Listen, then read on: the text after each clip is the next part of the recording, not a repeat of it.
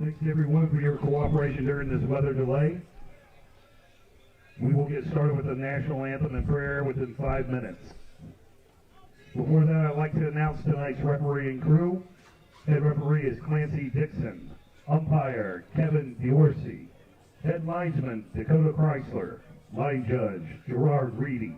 Back judge, Don Jenkins. And time clock keeper, Wade Triviano. Before we kick off, the Barron Athletic Boosters would like to thank and acknowledge all our business partners for all their support.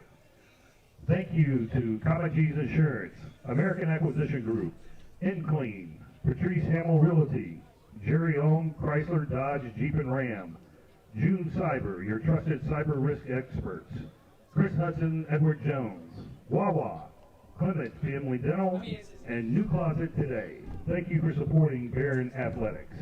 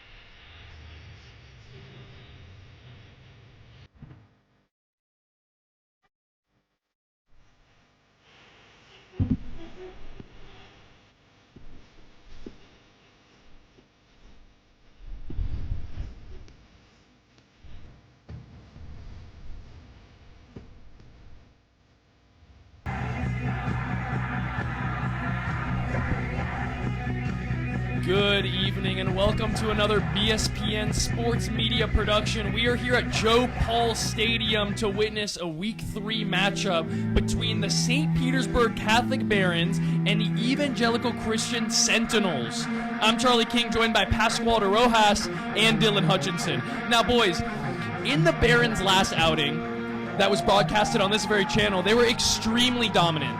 They beat Tampa Catholic 47-7. So what do you boys think, Pascual and Dylan, what do you guys think that the Barons can do after this long rain delay in the game? We've been sitting here in the booth for hours ready to get this game started. After this rain delay, what do you think the Barons could do to be dominant in this fight? Yeah, what Evangelical Christian need to do to kind of stay there in the game is they really needed just to keep it competitive. We saw what Tampa Catholic could do in the first quarter of last week's game. They were able to stay with the ball. They were able to capitalize on SPC's mistakes, and they were able to keep themselves in the game. But as we saw, it kind of got led away. Yeah, I think truly the story for this game is going to be the St. Petersburg Catholic defense. It's only let up 12 points in the last two games. They have been dominant, and they want to show more of that today. They have such a great D-line and great supporting corners and whatnot, and I think this game is really going to be controlled by the defense, and the offense is going to have no problem scoring points like they have all year. And I think especially what's going to happen, is there's going to be a lot more running. We saw with the rain delay, the field has gotten a lot wetter.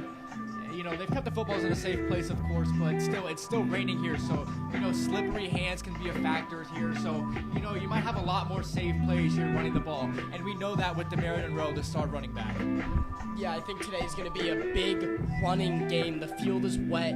The ball is going to come out of the hands weird, so I think the run game is really going to control the tempo of this game. And they're going to want to get this game moving. They want to keep the clock running. So Demarion Rowe, look for him to have a big impact on today's game. And especially because their starting running back, Larry Christian III, is out today of this game. He did suffer a high ankle sprain last game. And that's why we saw Demarion Rowe get a lot more of the workload. That's why he pivoted with so much success. And we expect to see that to be a big factor here today as he gets, pretty much the full workload. Yeah, of course. I think that's going to play a big factor today. Demarion Rowe, the sole running back for today. We're going to see him get the ball a lot. We're going to see him get a lot of touches, and he's going to really show, how great he really is today. But Chase Burrow can still sling that ball no matter the conditions, and I still think we're going to see that dominant offense that we've been seeing all year, and the defense is going to have no struggles. Game finally restarting. It was about a 2.5-hour rain delay finally getting back to it. You know, they just had warm-ups, and then they called everybody back in at around 6:45, 6:40. So you can kind of see, you know, the toughest thing in football is really warming up. It's so hard to really get yourself in that mindset for so long, and now you have to come back in here and do it all over again in this wet, rainy field. Yeah, I mean, we saw that yesterday in the Eagles versus Cowboys game. They went to the halftime, not halftime, they went in the 4 minutes left in the third quarter. They went out, and it just took so long for them to get back into it. And I think that's going to be really important to see who was really more ready and locked in during this long 2.5-hour break. Prayer conducted by Athletic Director Ryan. And now we're with the playing of our national anthem performed by Maddie O'Shea. In the name of the Father, the Son, and the Holy Spirit. Dear Father, let the efforts of our minds and bodies be fruitful, that we may perform in a glorious way to you. May the time we spend preparing shine as a testament to you. Keep our hearts open and our bodies safe from harm. Immaculate Heart of Mary, pray for us. In the name of the Father, the Son, and the Holy Spirit. Amen.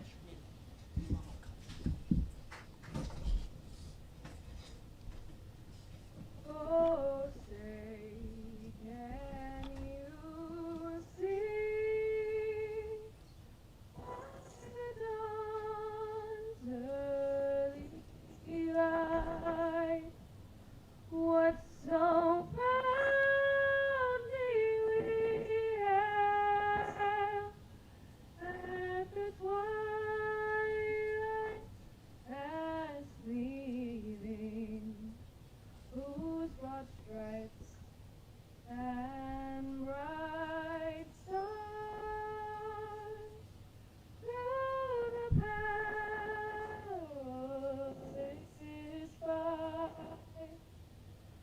Oh, the ramparts we watch were so gallantly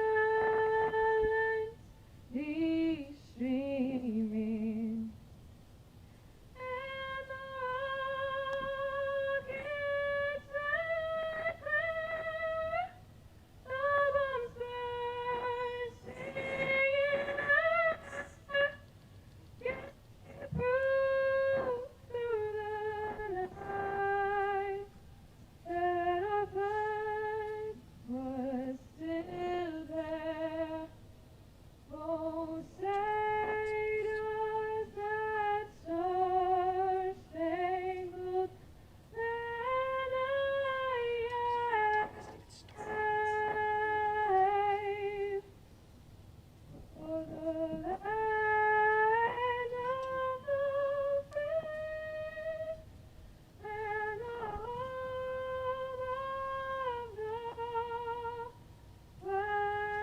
of the flag? Football time.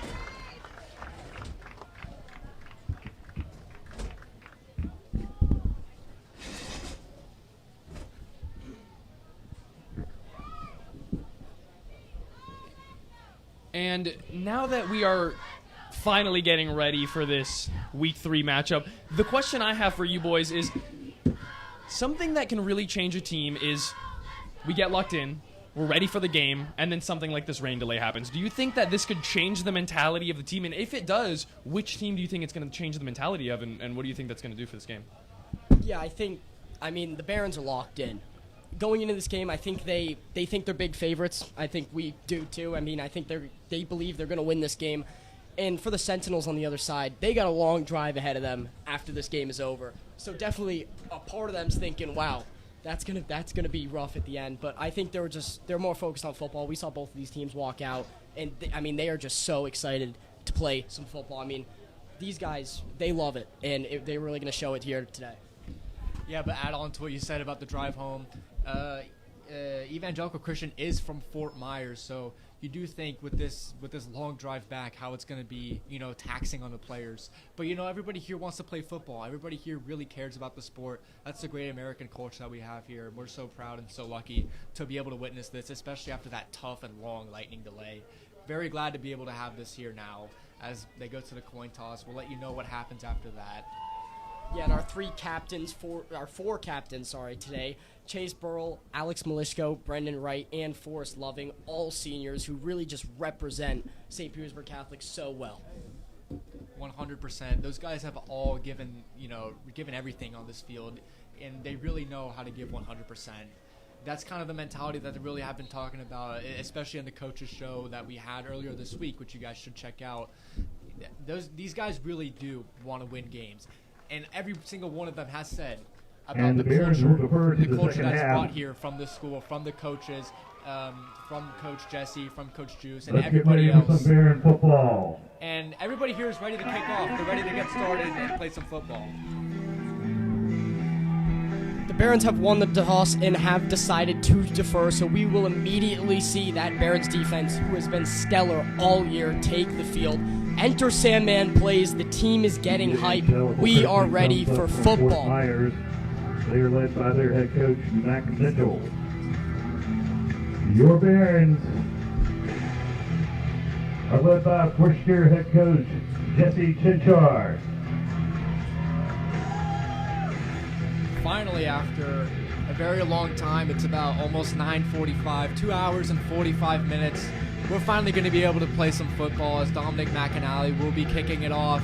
He has been doing pretty good lately, has he, Dylan? Oh, he's been amazing this year. I mean, he's been so consistent, only missing one extra point all year. He is 11 for 12 in PATs in his first 2 games. It's stellar for him. Such a young guy that never even played football before joining this Barons roster. And it's so great to see. And we are finally going to get that kick away. And we are playing St. Petersburg Catholic Barons football, ladies and gentlemen. Here we have Dominic McNally, who's been an amazing kicker for the Barons, ready to start this game off.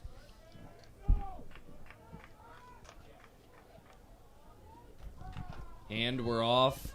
McNally. And that's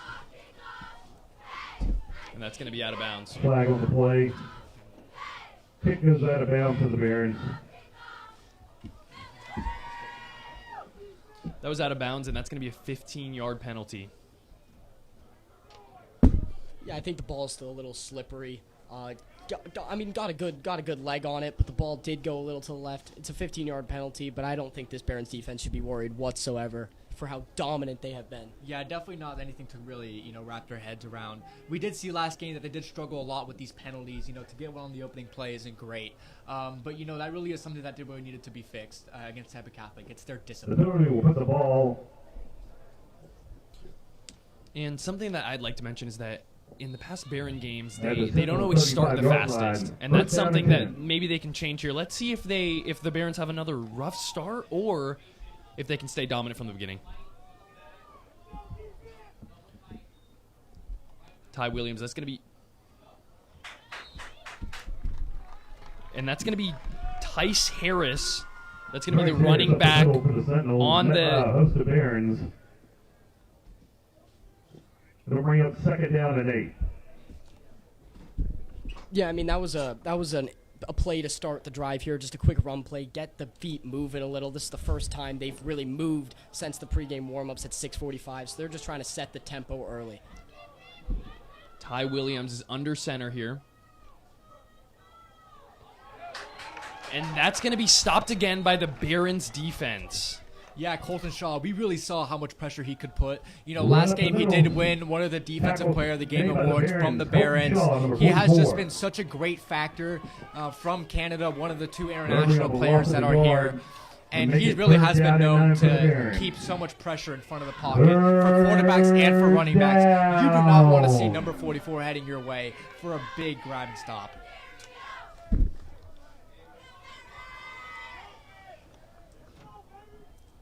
Here we have Ty Williams under center again. And is he going to be making a play? And he's going to be taken down. Williams gets sacked by number 44. That's going to be Colton Shaw. Yeah, Colton Shaw does it again. We were just talking about in the play before his impact last game, his impact already this game, a tackle for loss, and then right after a big sack. And that's going to be a 3 and out for the Sentinels, and that Barons offense is going to come on the field quickly. And this is the stellar Barons offense that we've all been talking about. man. I really Back to like receive for the Barons, number But you do have to 2, watch Brendan out Wright. for those special teams. We did see last game the couple of muffed punts, so that's definitely something to watch out for. With the slippery ball, too. I mean, anything can happen. Exactly.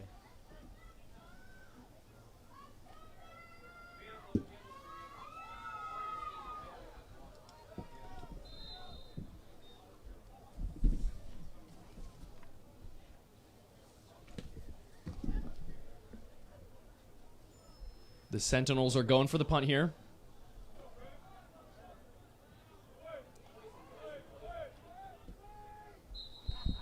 And that's going to be stopped at around the 45-yard mark. Down to the Baron 45-yard line.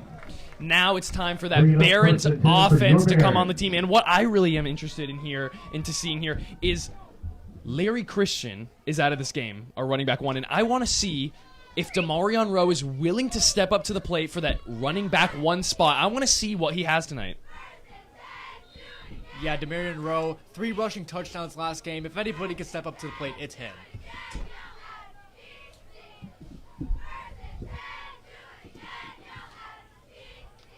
Chase Burrell handing it to Demarion Rowe. That's exactly what we thought he was going to be doing there. And Rowe gets a few yards there, Demarion trying Rowe to to find a carry up spot the to get middle. through. Yeah, I think to start this game, they really just want to get the ball movement, and the field's wet. They want to get comfortable, but this is a hurry-up offense. They're Bring it up right second back to and the 9. line, trying to tire this defense out that have been waiting for so long, and they're right back to football. That was Burks.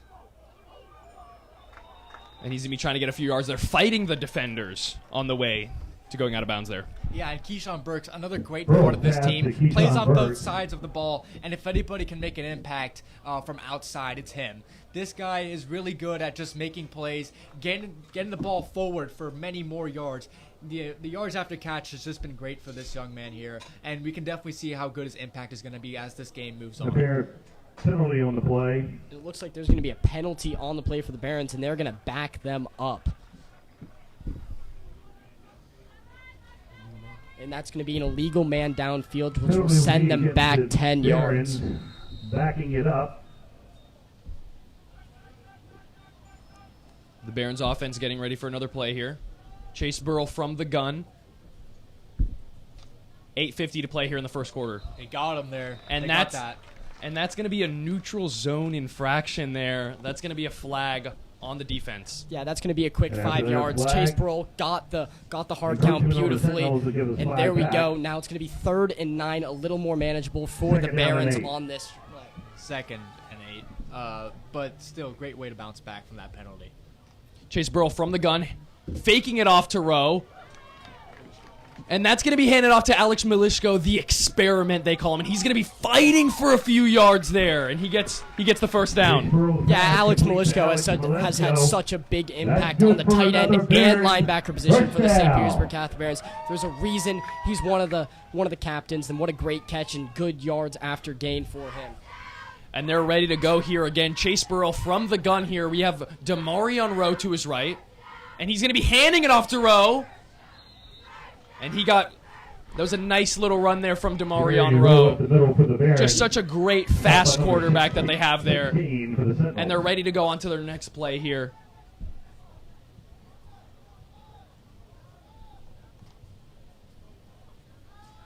And Chase Burrell is going for a big pass here, and that's going to be slipping right outside the hands of Uriel Stewart, who's been amazing in these last games for the Barons.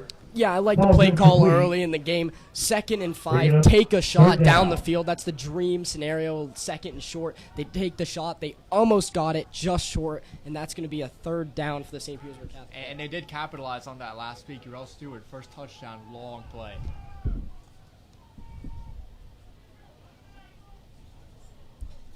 Looks like it's going to be an audible here.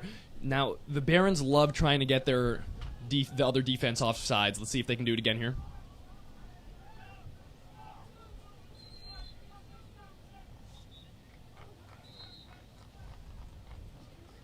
Penalty on the defense, it seems. It's going to be an offsides. So that's going to be a first down then. Flag on the Automatic. play. Well, not automatic, I apologize. It'll But that's be going to be the offside 5 on the yards to get a defense. first down. Definitely not a mistake you want to have.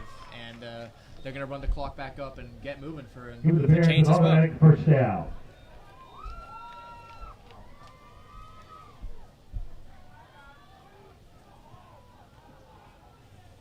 Chase Burrell handing it off to Rowe again, and he's going, and that's a first down.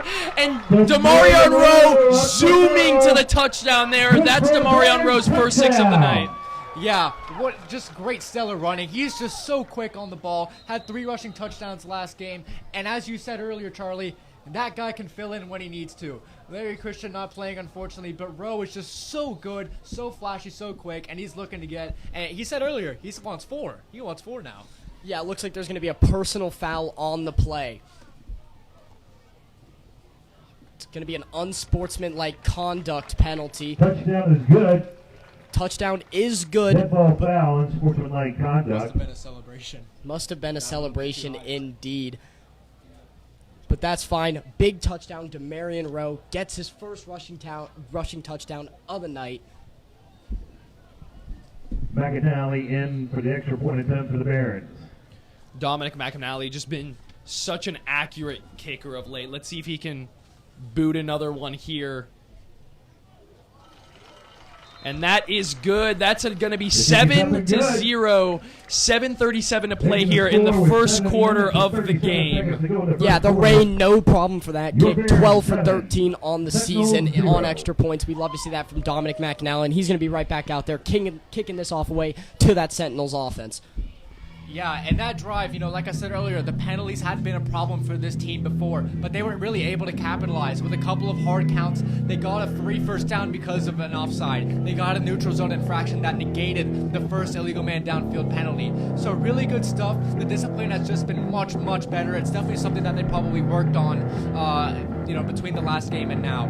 So definitely a great start for the Barons. You always love to get that early score on the board, especially after that first 3-and-out stop. And now the defense, like you said earlier, they've been really great, really electric. They can make another stop, and that would be very crucial for the Barons to keep this momentum riding.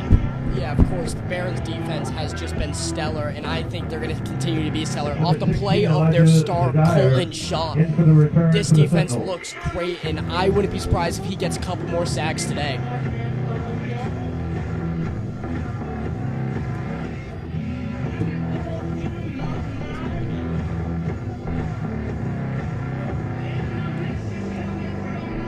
Dominic McAnally going up for the kick again. Now let's see, after that long rain delay, we lost some people in the crowd here, but let's see if that first touchdown reinvigorated the fire that we know that this crowd can have. Let's see if the Barons can truly get this energy back up and going again.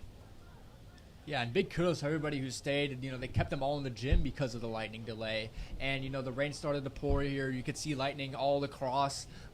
Very good to keep the players' safety in mind. And, kudos to everybody staying around. They will be moving the kick up for the 15-yard unsportsmanlike conduct that the Sentinels received. So he will be kicking this ball at the 45-yard line of the Sentinels. We will have the Barons kick it off from the Sentinel 45-yard line. Short kick.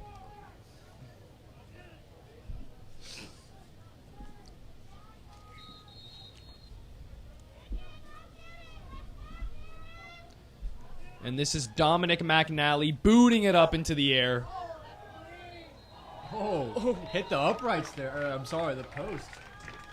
Yeah, great kick from Dominic McAnally. And that's he was excited about that one. That's truly just how good the Barons kicker, Dominic McAnally, also known as the Big Mac, is.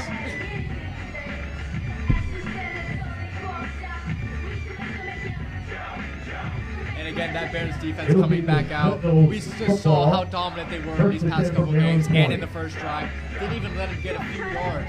So you definitely want to see, watch out, number 44, Colton Shaw. I don't believe he's on the field yet, no, he is, I'm sorry. The very far left, defensive end. Watch out for him. If you need to watch anybody, that guy is going to get to the quarterback. Now let's see, after the Barons scoring on their first drive, let's see if Ty Williams can do something, and Ty Williams gets sacked. Immediate sack there from the Barons defense. Yeah, great. Davion Frazier gets Tice Harris down behind the line of scrimmage for another TFL. He's got a lot of those this year, and he's just adding to those stats. Yeah. 3 sacks so far this season. That's definitely something where you want to have 6 tackles for loss, as you said, in the first week, and that's another one to add to the tally. He's just been, again, very rampant for this defensive line. Moving him back now. Ty Williams after getting sacked in this last play. Let's see if he can make something happen here. And he's going to be handing it to the running back, and the Barons defense just absolutely pushing them back with no effort. Yeah, I don't even think we could pinpoint one player that got him down. There was 4 or 5 Baron defenders who got to the running back and pushed him back 4 yards. And that's going to be another 3rd and long for the Sentinels, who really haven't gotten anything on offense going. They've been running the ball, and it just has not been working now because of this dominant D-line led by Colton Shaw. And that's really what it's all about. I mean, the Barons, we talk about that. Again, we talk about that stellar offense, but their defense is what is winning them these games in absolutely stylish and absolutely dominant fashion. It has to be that defense of the Barons.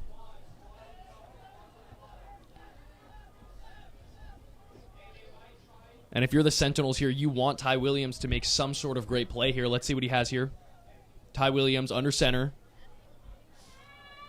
Going for a big pass here, and that's going to be just slipped right outside the hands of their receiver. Yeah, Frazier again got up there, got to make the stop. Brendan Wright was in that area as well to keep the pressure on the receiver. But again, Evangelical Christian just have not been able to produce anything. Really been tough. The second 3 and out, and we're going to see the Barons offense once again come back out.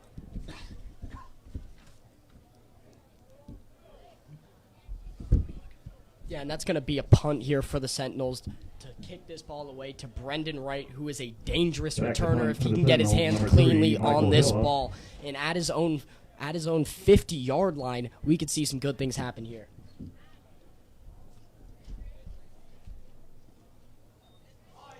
Andy Vanderkoy going for the punt, but it was too high. That fumble recovery, the refs are going to discuss. I think it's just on the 1-yard line. Just everybody got over there. Overhead snap. Recovered by the Barons. And there was just so much pressure on that ball.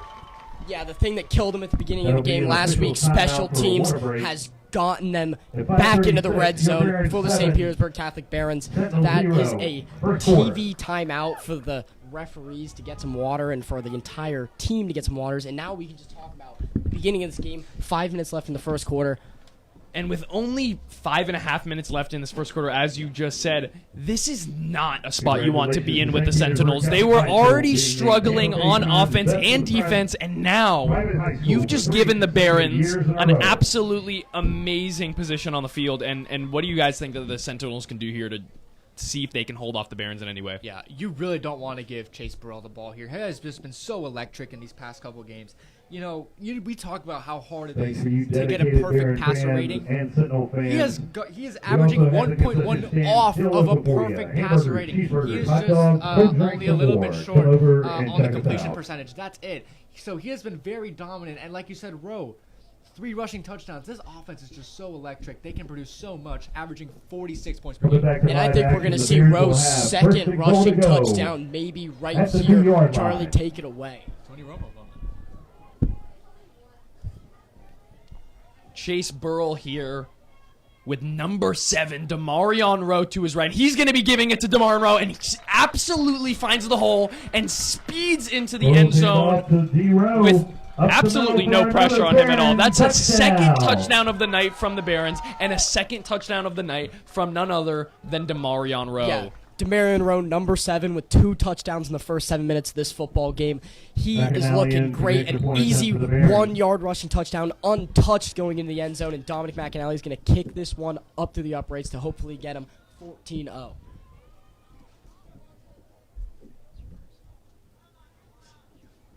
The Big Mac.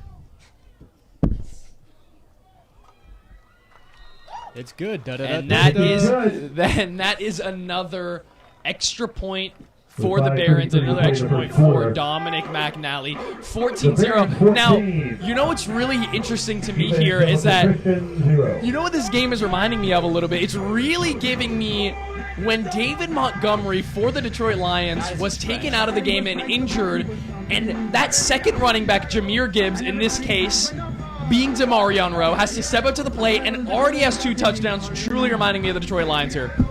I think we're going to not talk about the Detroit Lions anymore in this broadcast. I think that is one too many. But anyways, bro, just been such a great factor. And just an easy rushing touchdown for him. We know how quick he is. It wasn't even close. I don't even think he got touched into the end zone. Definitely just a great start for SPC.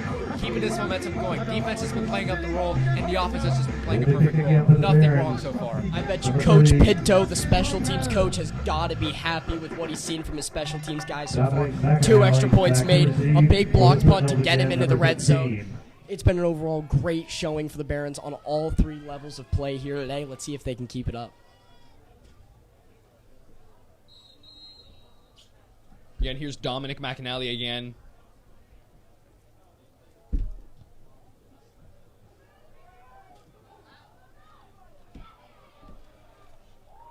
And that's going to be the Sentinels rushing it for a few yards there. Stopped at around the 35-yard line. Yeah, a couple Barons there just to take him down. Really good at just keep him contained at around the 30. And again, these Barons have not even let down a first down. They have only had 6 plays offensively, and the Barons have stuffed them for all of them. I don't think Sentinels might have any positive yards, as it looks like someone might be down in that huddle over there. Oh, Yeah, no. if I'm the Sentinels here, I think I want to get the ball moving in the right direction. Maybe a quick run play, it's not working very well. Maybe a pitch to the outside or just some quick passes to put some confidence into your quarterback. That's truly what they need on this drive here. Yeah, and if you're Mark Mitchell, you just got to experiment. Change something up, you know? Ty Williams here under center. He's been sacked twice in this game. There's going to be a timeout. There's going to be a timeout from the Sentinels. Now, Ty Williams is the quarterback of the Sentinels in this game. He's been sacked twice, and he hasn't put anything on the board yet. What do you think Ty Williams can do in this game to show that the Sentinels are still in it? Yeah, it's really tough, but you know, the most that he can really do is just get the ball out quickly. Especially if your O-line starts to fail you or whatever. You need to have quick hands, quick movement. You know, I'll relate it to the NFL again. Tom Brady, when he was injured in his 2009 season, the O-line let up more sacks. You know why? Because Tom Brady's able to release the ball so quickly. And that's definitely what you need to do if you're Ty Williams. Help your O-line out. Get it out fast. If I'm the offensive coordinator, the head coach, call for a quick play. Get your O-line more confident, and get your whole team more confident. That's going to be handed off to Tice Harris. And it's going to be stopped again by that stellar Barons defense. That's going to be from number 8, Devon Frazier. Yeah, Alex Bell there, number 18, correction, got past his O-lineman and got straight to the running back for another TFL. They are coming in bunches today. 2nd down and 11 for the Sentinels. I think they have negative yards so far gained in this game. I do believe that was Ian Mankin. But nevertheless, great. All three of us seeing a different person on that play there on the Barons defense. I'm the most confident in my answer. It's all right. We're looking at it from an interesting vantage point here at the BSPN Sports Media Production, and that's gonna be the entire defensive line. That's gonna be the Barons defense on a neutral zone infraction right there. I think that might have been encroachment. And that was far. Neutral zone infraction by the you got it Barons. right. Neutral zone We'll give the Sentinels another 5 yards. Yeah, and I mean, at least that's yards for the Sentinels. It doesn't matter how you get them. They got yards. And second down and 6. And that's really what football's all about, is getting those yards. Yeah, pretty much. It doesn't matter how you get there. Williams going for a big pass, and that's not going to be caught. Good defense there by the Barons. Yeah, Alex Mushko stick to him like glue there. The linebacker playing way out there. Put his hands up, was right where he needed to be, didn't make any contact, and got straight where he needed to be. And that's going to be a 3rd and 6 for the Sentinels deep in their own territory to try and get themselves out of a 14-point hole that they have dug themselves in early. Alex Milishko, another one of those players. Yeah, a lot of players on his team could just really play both sides of the ball super well and super effectively. Sentinels 3rd down here, 4.5 to play in just the very first quarter. They need to put some sort of yards, something on the board here, and that's going to be slipped right outside of the hands of number 1 on the Sentinels. Now, guys, do you think the reason that Avon the wide receiver on the Sentinels is not catching these balls is because of the water? Do you think it's because of the slipperiness, or what do you guys think this is? That could play a factor, but Liam Avon, he's the #1 receiver on the Sentinels team. He really carried them in their 29-0 Week 1 victory. He had 6 catches for over 100 yards and 2 touchdowns. He knows how to play football. He can play it well. I think the pass was a little underthrown. The D-line got some pressure to him. And now we're going to get another punt and Brendan Wright back to receive once more.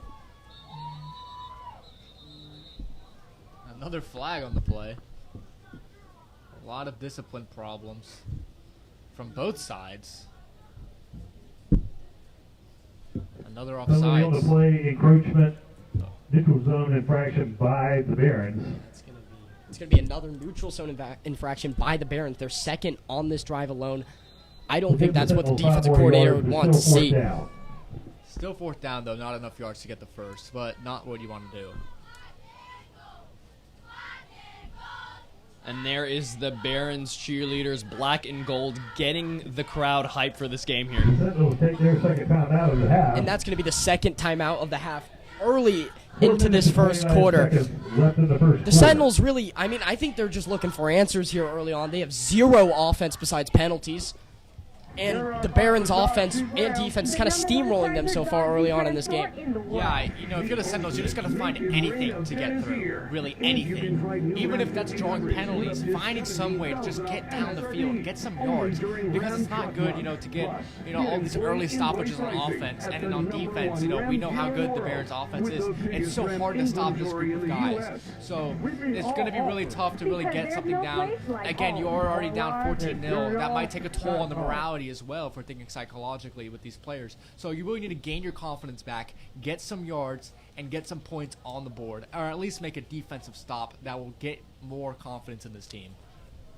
Yeah, I think just do something offensively, defensively, or special teams. Just get some momentum here because, they look defeated already early on in this game. And I think in football, really all it takes is one score, one touchdown. And it looks like they're going to be going for it here on this 4th down to try and get them some momentum. 4.5 to play in the first quarter from the Sentinels.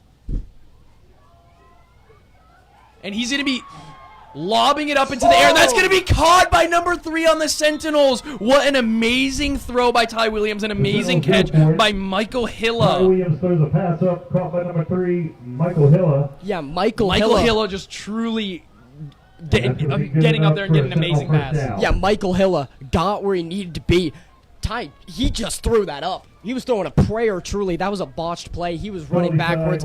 He was getting beat, so he just threw that up. And it's also going to be a face mask on the Barons here, so that's going to give them an extra 15, which is what the Sentinels need offensively to get going a little. Yeah, Frazier really got up there and close to the mask, I believe. That's who the penalty was called on, or at least that's what I saw.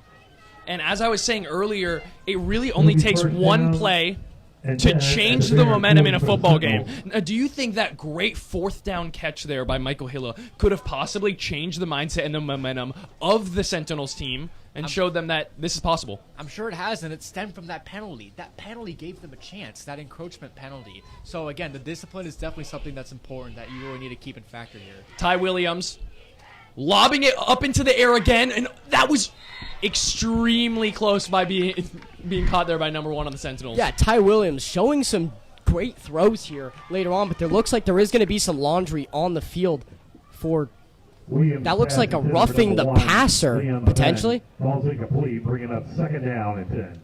What are we looking at here? Discipline. Again, you really need to keep that in check. The flag is still on the field. Refs might be discussing flag something. On the play. Oh, they'll say no. There'll be personal foul, roughing the passer. It is roughing the passer. That is correct. Yeah, Barons have really riddled this drive with penalties so far. 2 big encroachments, and then they got the 15-yard roughing the passer, which has the Sentinels' offense moving now. And again, this is definitely something, that lob catch play that we saw, it's got them moving. It really has brought some momentum, some more confidence into this team. It's important. Yeah, and the Sentinels were on the other side of the field, and after a few plays, after a few flags, they're in a great position here on the field to possibly get some points on the board.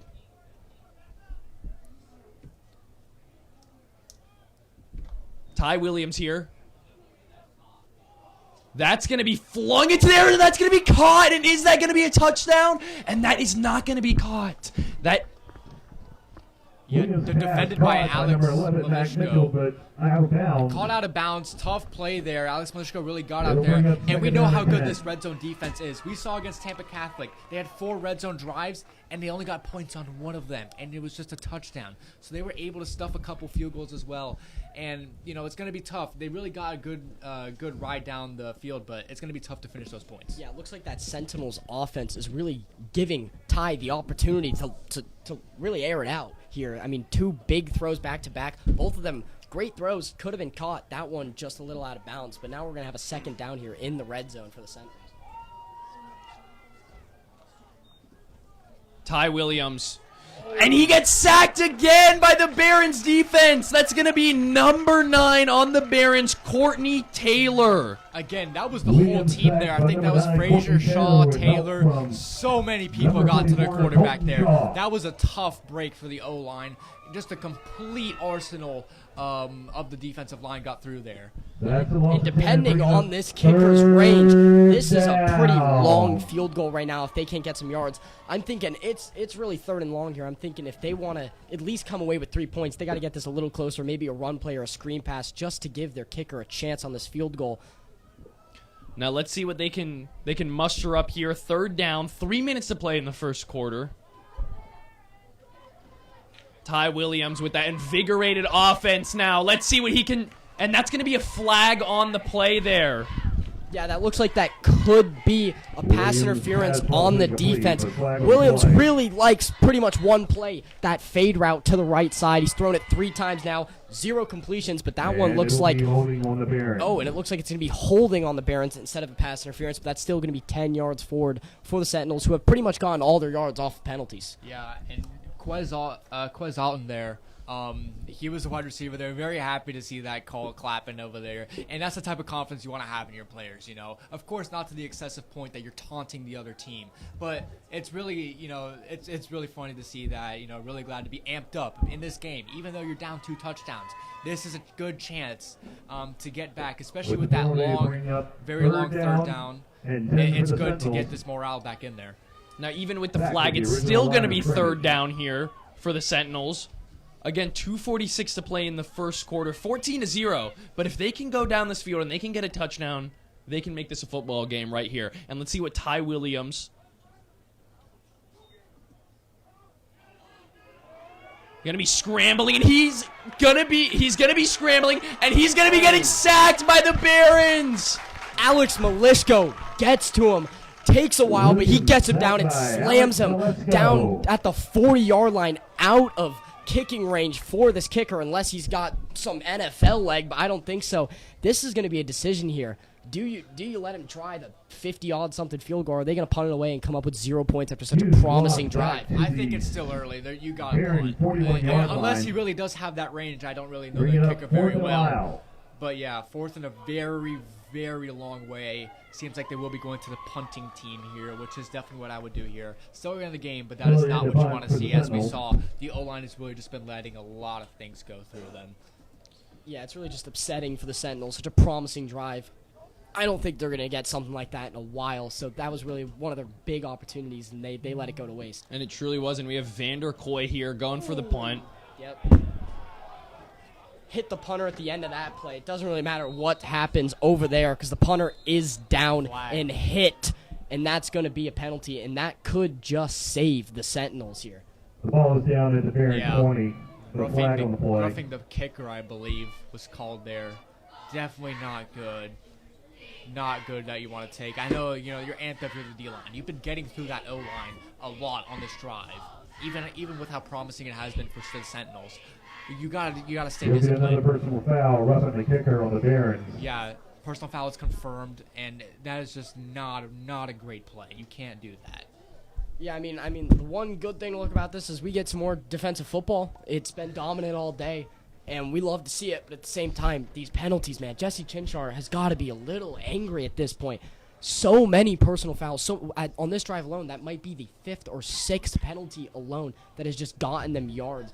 And this defense is so good when they're staying within the rules, truly. And, And you know, these penalties are really just unnecessary.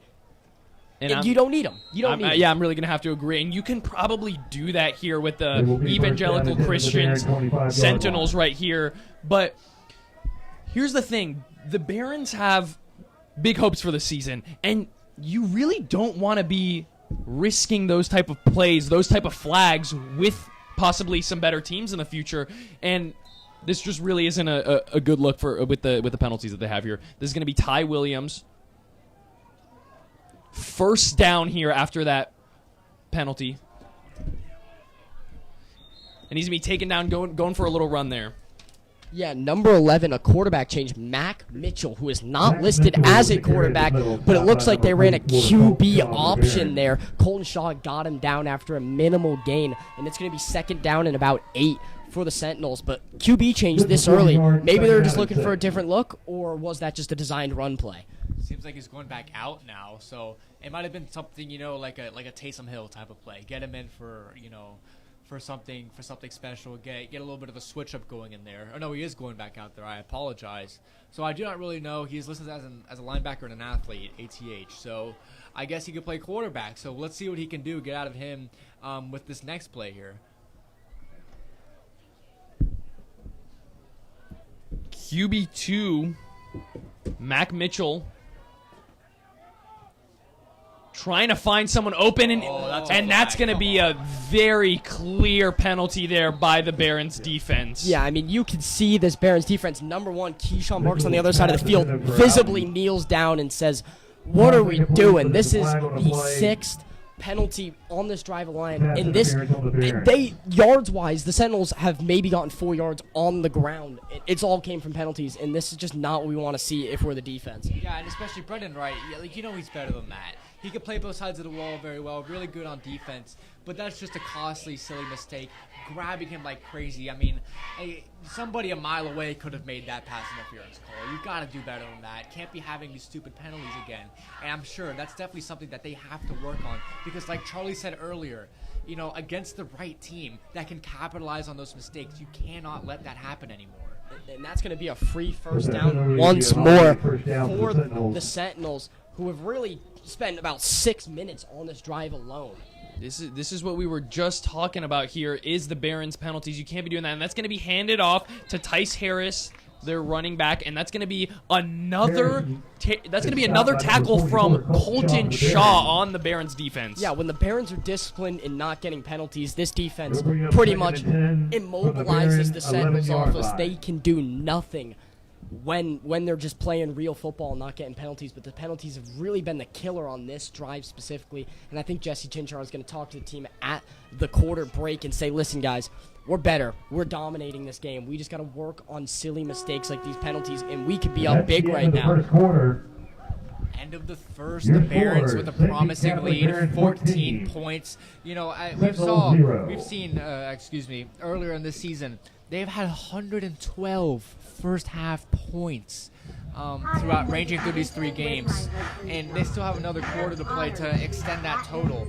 But they have really shown how strong they are in this first half. They could start a game strong and move them further, so that they don't have to worry about the second half. It's already a blowout, and they've really been crucial in keeping that a reality. So, again, with these costly penalties, you're killing time in the first half. You're letting Evangelical Christian get a lot more momentum on the field. You can't, if you're SBC, you can't keep yourself doing that, especially with how strong you are in the first half. So, definitely something to watch out for.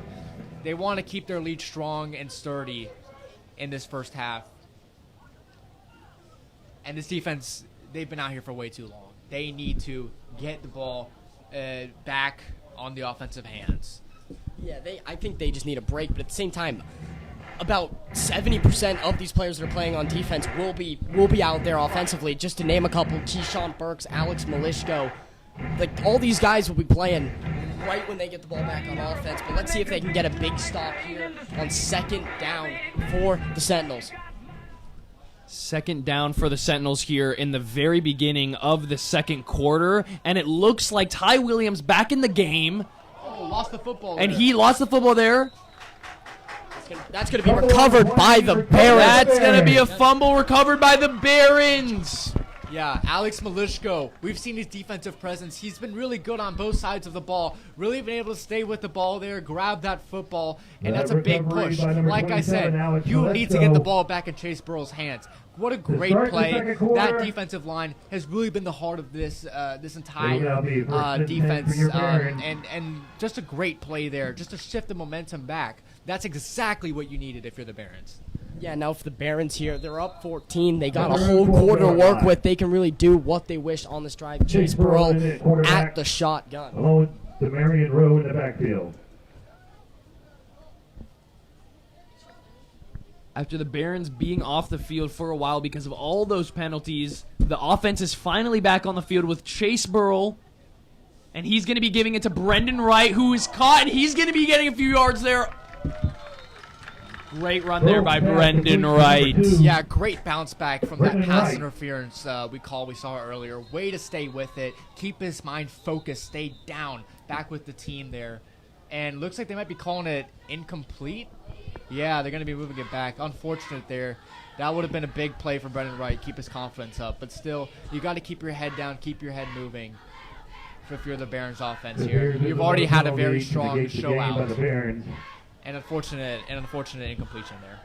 No, it looks like there's going to be a penalty there, not even an incompletion, because I think they're going back about 5 or 10 yards. That might be a holding call on the play, but does not matter. I believe so. I'm not sure. Well, we're going to see some offense right here. Delay of game, it seems like. That's what we got told. Chase Burrell. And that's going to be an amazing throw and catch there. And that's going to be caught by number 5 on the Barons, Urel Stewart. What a great pass and catch yeah, there. Urel Stewart really had to jump up there to get it. He was hit in stride, and Chase Burrell is back at the line of scrimmage and ready to kick this one off. Another flag pre-snap. This game has been absolutely riddled with flags. And offside on the defense now, moving the Encroachment other on the way. Sentinels will give the Encroachment. Barons another 5 yards, making it 1st and 5. Both sides dealing with a lot of penalty problems. From the Yeah, Barons, a lot of 30-yard penalty line. bombs. I don't know if maybe these refs are just strict or these guys are just really undisciplined to start this game. Chase Burrell absolutely lobs it into the air, and that is going to be caught by Keyshawn Burks, and that's going to be the 3rd touchdown of the night for the Barons. Absolutely amazing throw by Chase Burrell, and absolutely amazing catch by Burks. Chase Burrell drops back, sets his feet, and throws an absolute dime on a rope to Keyshawn Burks, who was wide open in the middle of the field, untouched all the way to the end zone, and that's going to be a touchdown for the Barons. McAnally to kick this one through the uprights again.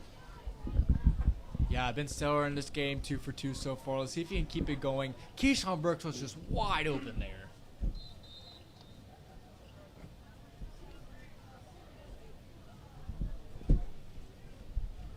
Dominic McAnally looking to put an extra point on the board, but there was Another some flag on the play. That has really been the story of the night. Is this game has just been absolutely riddled with flags. But now do go for 2 because it was against Evangelical Christian, another encroachment. Yeah, they are.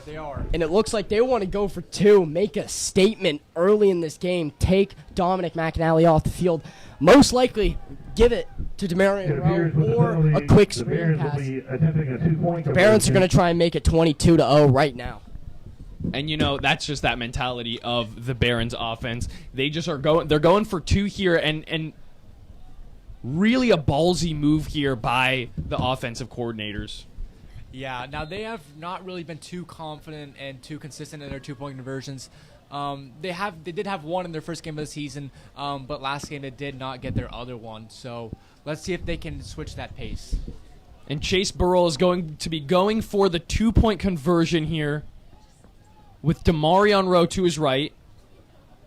anticipating. See if he's going to be handing it off to Rowe. And he is going to be handing it off to Rowe. And can Rowe fight through? And he does. That's going to be 2 points for Demarion Rowe. Yeah, Demarion Rowe makes a quick move to the right and gets in with some fight, taking a D lineman with him into the end zone. 22-0 with 11 minutes left in this second quarter. This is shaping up to be another Barons blowout.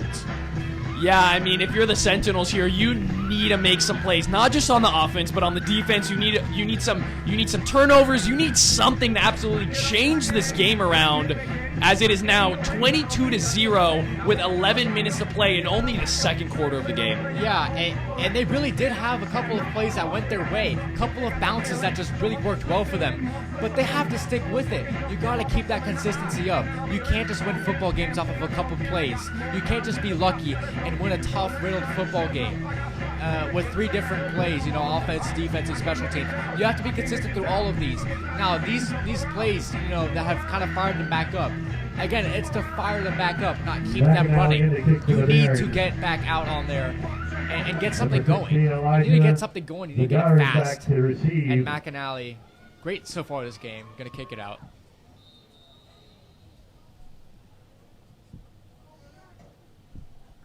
Dominic McNally going for another punt. And that's going to be dribbling out of bounds there. That ball will roll out of Yeah, bounds that'll be another 15 for a yards. Baron penalty. Again, with the slipperiness, might be a factor there, but just a little silly mistake. Nothing too crazy, nothing to wrap your head around about and work yourself down from, but definitely something to improve on if you're Dominic. Yeah, we'll see the Sentinels get another free 15 on this. That makes them at around the 45-yard line to start. Nope, I'm lying to you. 35-yard line to start this possession here for the Sentinels. Yeah, ball dribbled out at about the 10, so With the penalty, that the math ball still will be doesn't add up. 40. Anyways, whatever. They'll be getting that at the 35. Sentinel 35-yard An line. improved position. Bring it up first down and 10. First down and 10 here for the Sentinels offense. Let's see if they can finally make something happen here. Some sort of points on the board, some sort of positive yards here, because it has just been all Barons here in the first quarter of this game. Yeah, watch out for Colton Shaw right on that left side of your screen. Ty Williams handing it off to Harrison. He's going to be getting a few yards there. Not quite the first down that they wanted, though. Yeah, way to fight for a couple extra yards there. About a second and 5 here for the Sentinels. It's good to get the ball moving early on this drive. 2nd and 5, it opens up a lot of opportunities, So I think maybe a deep shot. I mean, he's taken maybe 4 of those fly routes that have not really done anything, but they did get a holding out of it, so they got some yards. But I think this is an opportunity to really take a shot and really show what you're made of here. And again, got to keep it consistent. Got to keep the ball moving. Got to get forward yards here. That's exactly what they need here with Ty Harris. 10 minutes to play here. 2nd down for the Sentinels.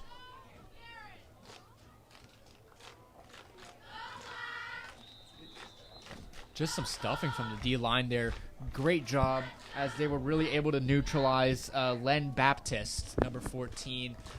Really been able to just keep themselves in the game there. Every time you might think that something might be going with the Evangelical Christian Sentinels. Something might be moving with them. Man, now they offer a really tough 3rd down and medium, about 3rd and 5.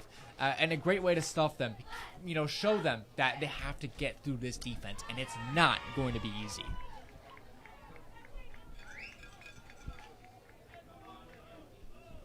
We need some sort of creative play here, something interesting from the Sentinels offense to really change this game around. And is that going to be happening? And it looks like that is going to be caught, and that is going to be ran for a first down there by number 11 on the Sentinels, and he's going to be running out of bounds there is Mitchell. Yeah, Mitchell, good catch and run. Alex Milishko on the coverage, watched the ball, get into his hands, tried to make the tackle, couldn't wrap him up, and Mitchell went for extra 10, and Sentinels are now moving the ball in Baron territory. Yeah, that Swiss Army knife really moving through. Mac Mitchell, we just saw him at quarterback, a couple drives ago, able to make that crucial first down catch and run to place the Sentinels in a better field position. Again, that consistency, I can't stress it enough. Got to keep that moving if you want to get points on the board against this defense.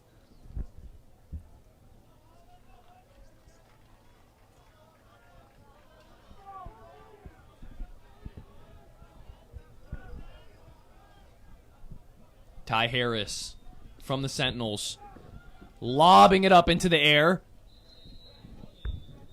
That's not going to be caught. Yeah, immediate pressure there by the Barons. He had no time to react, stepping on his back foot and just lobbing that one again in the air on the fly route. Alex Malisko in coverage bats that one away, and that's going to bring up 2nd down and 10 for the Sentinels. Yeah, and really the story of this game has been the absolute dominance of not just the defense but the offense as well. Both sides of the ball here for the Barons, just absolute dominance. And the Sentinels really need to do something to change that up right now. And they're going to be going for and that is going to be taken down. Yeah, just immediate pressure that came from there. That was Tristan Williams and Davion Frazier, both of them just sandwiched the quarterback. Great play from both of them there. Absolutely no way he was going to get through. They both got a quick jump on the O-line. No reaction. Could save them from that one. That was just a very great defensive play. This is a big 3rd down here for the Sentinels. You need to get this 1st down here. You have no other option because 22-0 with 8 minutes to play in the 2nd quarter, there's still a chance for the Sentinels to turn things around, but they're going to need to get the 1st down here if they want to have that hope. And it is a long 3rd down that they have here. It's about a 3rd and about 15 so it's going to be tough, but it is something that they really need to get going. It looks like the Sentinels have taken their final timeout of the half at the 8:16 mark. They're using those timeouts quickly, and now they got none left for the next 8 minutes. Interesting play call by the coach here, but I think he really needs to talk to his team and say, listen, 3rd and 15, we need to get a big play here. Maybe that fly route that they've gone to about 6 times and none of them have worked yet.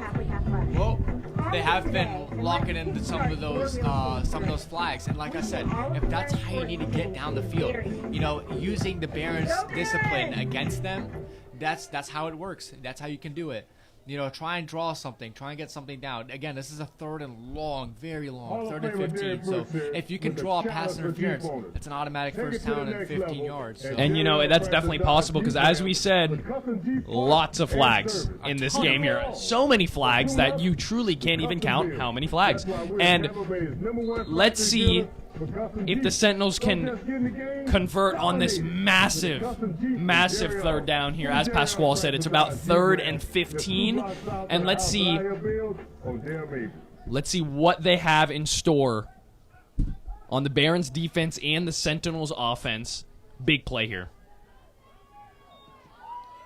Ty Williams lobbing it into the air, and that's going to be slung right outside the hands of number 11, Mac Mitchell. Yeah, for the first time this game, it looks like he had some time in the pocket to go through his progressions and try and find the target. He went through his progressions, saw Mac Mitchell, threw it over his head, and that's going to be a 4th down for the Sentinels and another punt. Yeah, just unfortunate. Finally had the time and just put a little bit too much into that pass there. Mitchell almost got a flashy catch out of that one, but just unfortunate. Couldn't bring it down. The throw didn't connect, and now a tough punt now. Again, not something. And that is a tough one, the tough pill that he's going to have to swallow there, because that was the play you needed. That was the 3rd and 5th, and this is going to be ran, and that's going to be a flag on the play here. That was a block in the back, 100%. It came from Jared Salmon. Had a touchdown in the Barons, first there's a flag on the week play. game. Big blatant block in the back there. Just Appears to be a kind of block just in the back on jumped the in Barons. there. And a pretty easy call if you're the referees. That is just not something, again, the discipline. And it hasn't been centered around one penalty. It's been spread out across a ton of different ranges. You have got to keep yourself in this game, in the rules, doing legal plays. You can't be allowing yourself to let that happen. So they will be moving back. But again, you know, it's not something that can't be overcome from. The Barons are so good inside their own 10. It's crazy how they just get one flashy play, Well, 60, back it up. 70 yards down the Barons field, to their own 6-yard line. as they are at the First 6-yard down. line. But as we saw last game, that's where they were really good in. I mean, their effectiveness when starting in their own 10, I'm pretty sure was 100% last game. They're so good at those long drive and those big plays. And I think we're going to see another one right here with this offense rolling early on.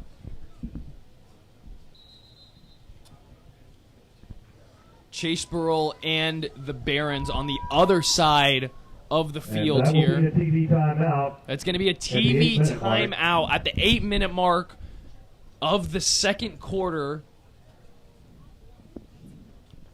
Tonight's game is brought to you in part by Chris Hudson with Edward Jones. Yeah, I think with this TV timeout here, it's giving the players an opportunity to think over what's going to happen on this next drive and to just really go over what they need to do, what plays they want to make, and just for the defense, obviously, try and get a stop. All it takes is one stop to really switch the momentum of this game, and that's what this defense needs with the stagnant offense that's currently going on right now. Yeah, if you're Evangelical Christian, take this time and figure out a way. Go They are Barons. stuffed with not a lot of space, only about 16 yards to work with. So if you can get a safety, you know, how rare it is, you know, just get some type of momentum moving on your side. You know, keep them back there. Get a quick 3 and out, so they have to punt from very far back in their own end zone. Get the ball at wonderful field position, maybe at the 50, or Back to maybe live in their action. own That'll be 40. first down and 10 for the Barons. Get something Deep going. in their own. That's definitely the goal that they need. First and 10 here for the Barons with 8 minutes to play in the second quarter. Chase Burrell and the Barons have been so dominant here. And that's going to be handed off to Demarion Rowe, who's going to be trying to find spaces Rowe there, and he's going to be middle taken again. down for a few yards. Yeah, taken down by a few players there. Mac Mitchell, one of them again. That Swiss Army knife is Short really game. moving. His primary Number position 3. is linebacker, and he was able to get to Michael Rowe along Hill. with a couple of other Evangelical Christian players. Great way to stuff them. Again, keep them stuffed in their own zone, and it is tough. And they got the hard count on them again. That's going to be another Flag neutral on zone the play. infraction, something that we've been seeing a lot in this game. Moving them up 5 yards. Neutral zone infraction by the Sentinels. We'll move it 5 yards. Is that going to be Bring the another flag flag down here to the in the Barons. game of flags? It is going to be another flag here. Hate to break it to you. Another flag. And look at that. And this is something that we've talked about. And here's the interesting thing. It hasn't been on one team. And again, It's been on both teams of the this night is here. an It's just the infraction by the game of Sentinels. flags, truly. Yeah, I'm definitely going to We'll ask give the Jesse Barons Chinchar automatic first down. next week how many penalties there were in the yards that were gained because of them. Because in this half alone, there's got to be over like 100 yards just on penalties alone. Yeah, and that's about the 5th hard snap that really got to them. You know, 25 free yards. Chase Burrell handing it off there. He's going to be running for a few yards there. Chase Burrell's pass. Yeah, complete to reception Urel from Stewart. Urel Stewart. We've seen the flashiness of him. Again, another Tackled quick by number player. 4, As they're going to be Travis. moving pretty quickly now. Good You for know, another that's something that Baron. we've been seeing in these past Touchdown. couple of games. Coach Jesse likes to move it quick, likes to keep the momentum going when they have it.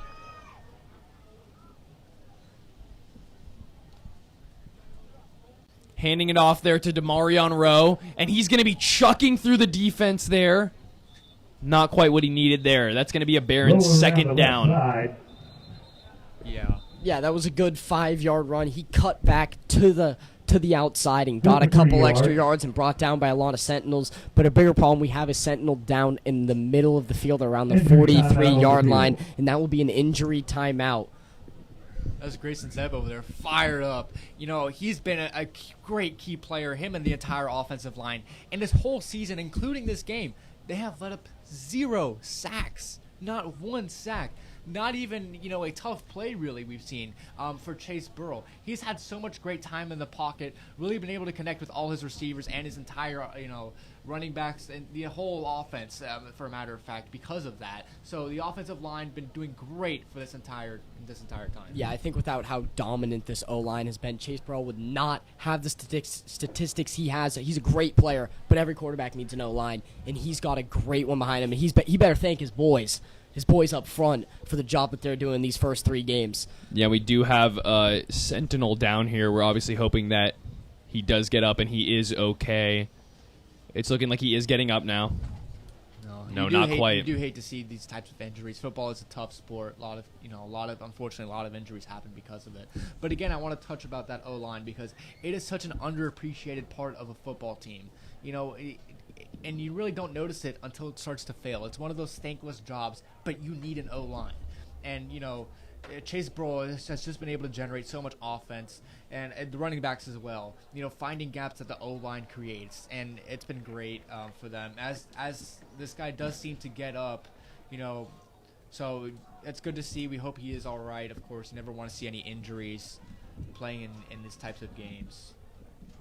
But definitely struggling to make his way up, unfortunately.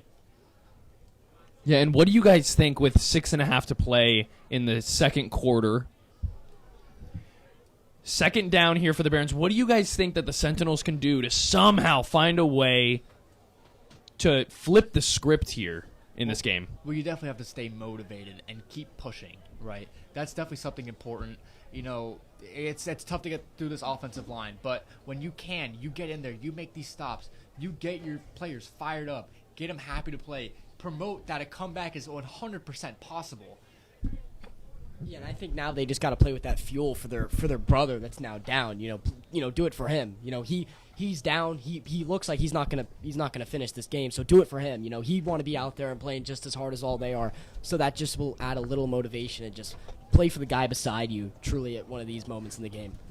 And it's good, take advantage of this time and get prepared, get ready. This can kill the momentum of the St. Pete Catholic Barons, so definitely important to keep that in mind.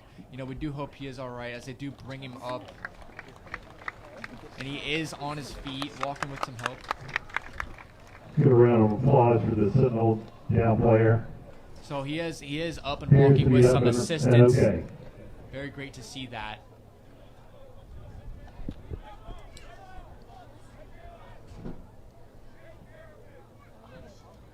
And it looks like the Barons offense is coming back to the field. Second down and 7 for the Barons. 2nd and 7 here for the Barons. Ball at their own 31. Now let's see if that downed player can strike some sort of motivation in the Sentinels. That's going to be and Chase Burrow going for a big pass there, flinging it into the air, but not quite caught there. Almost an interception. Yeah, rare mistake there for Chase Burrow. No one was really there open. He overthrew it a lot, and now was a good defensive stop for the Sentinels, exactly what they need, and now a big 3rd and 7 for the Barons to convert here.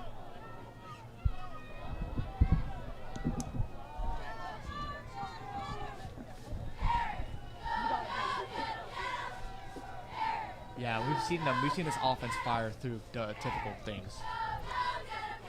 Hard to stop. Burrell here trying to get the defense offside.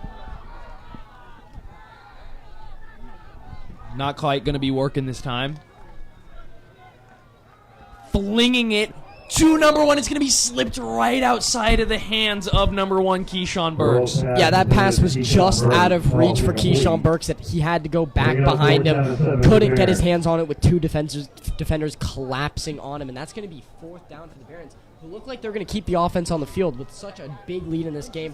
Why not take a risk? Why not take a shot right here? And we saw this before. Urel Stewart's first touchdown in the last game came on a 4th and 5, and Coach Jesse trusted Chase Burrow to sling it far, and that he did. So let's see if he can replicate that again here.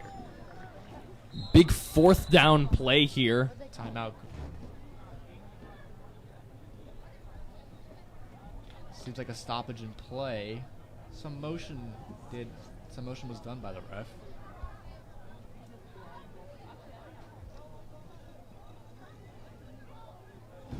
Trying to see what is going on Might here be on the an field. extra man on field, it seems like. It would I be. don't know. He did tell that other player to shoo off the field. Might have been some type of late substitution that they tried to attempt here. Yeah, the ref caught onto it quick before they would get the penalty, and now it's still going to be 4th and 7 for the Barons here. Little saving grace there for the Sentinels. Big 4th down, 6 to play in the second quarter of this game.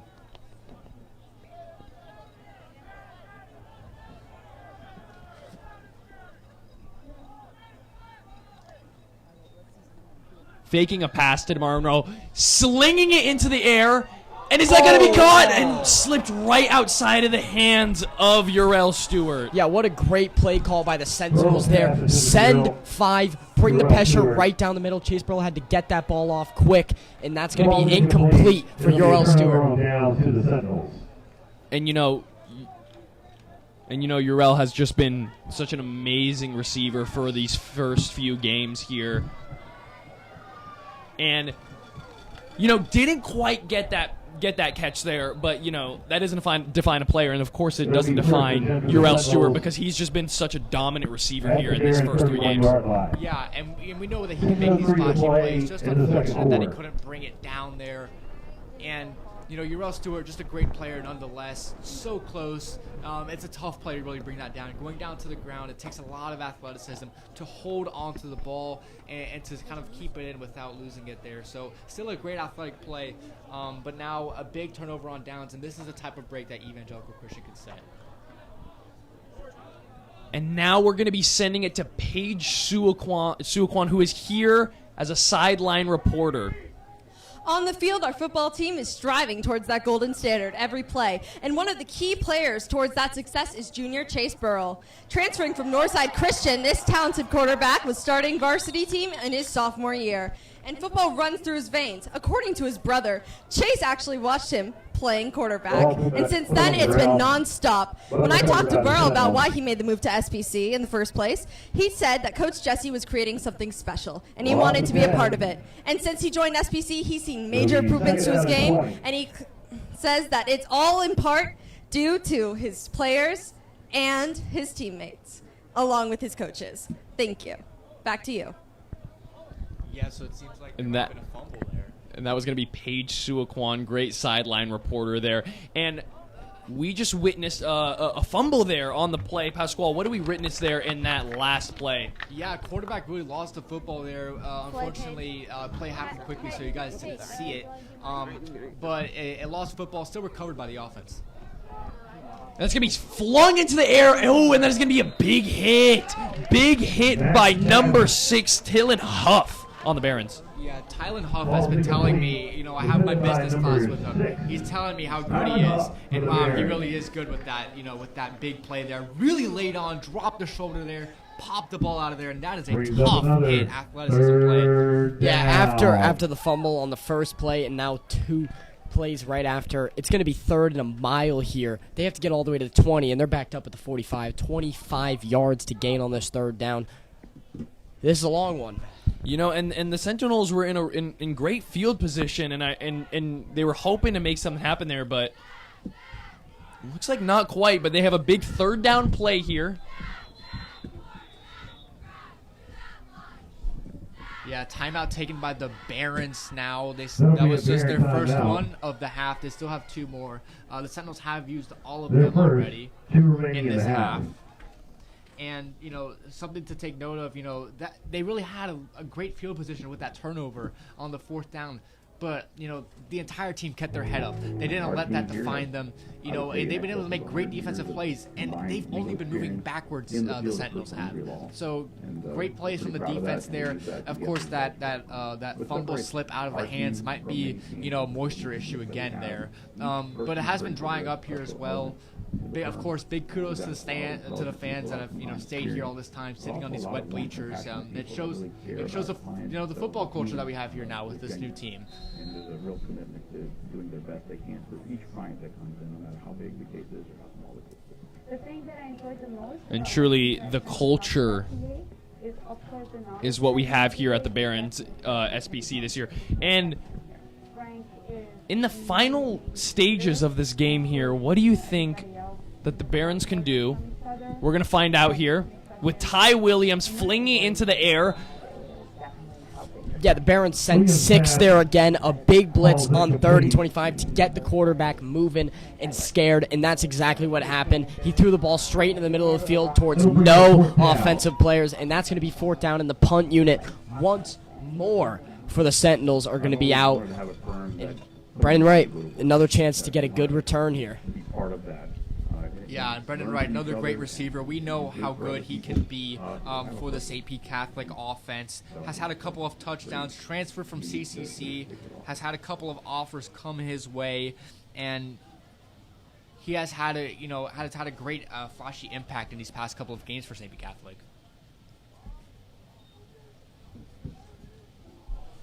Shot into the air is the ball by the kicker on the Sentinels team. Oh, falls for a touchback. Almost a wonderful punt. Yeah, I mean, a wonderful punt there, trying to get it down at the 1, and they just missed it. But it's going to start a Barons drive at the 20-yard line, where they got 4 minutes and 45 seconds to work with, and truthfully, they only need a minute with how quick this offense moves. Yeah, we've seen how fast they can move in their 1 minute and 2 minute drills. As we saw with the Tampa Catholic game, they had a couple from inside their own 20.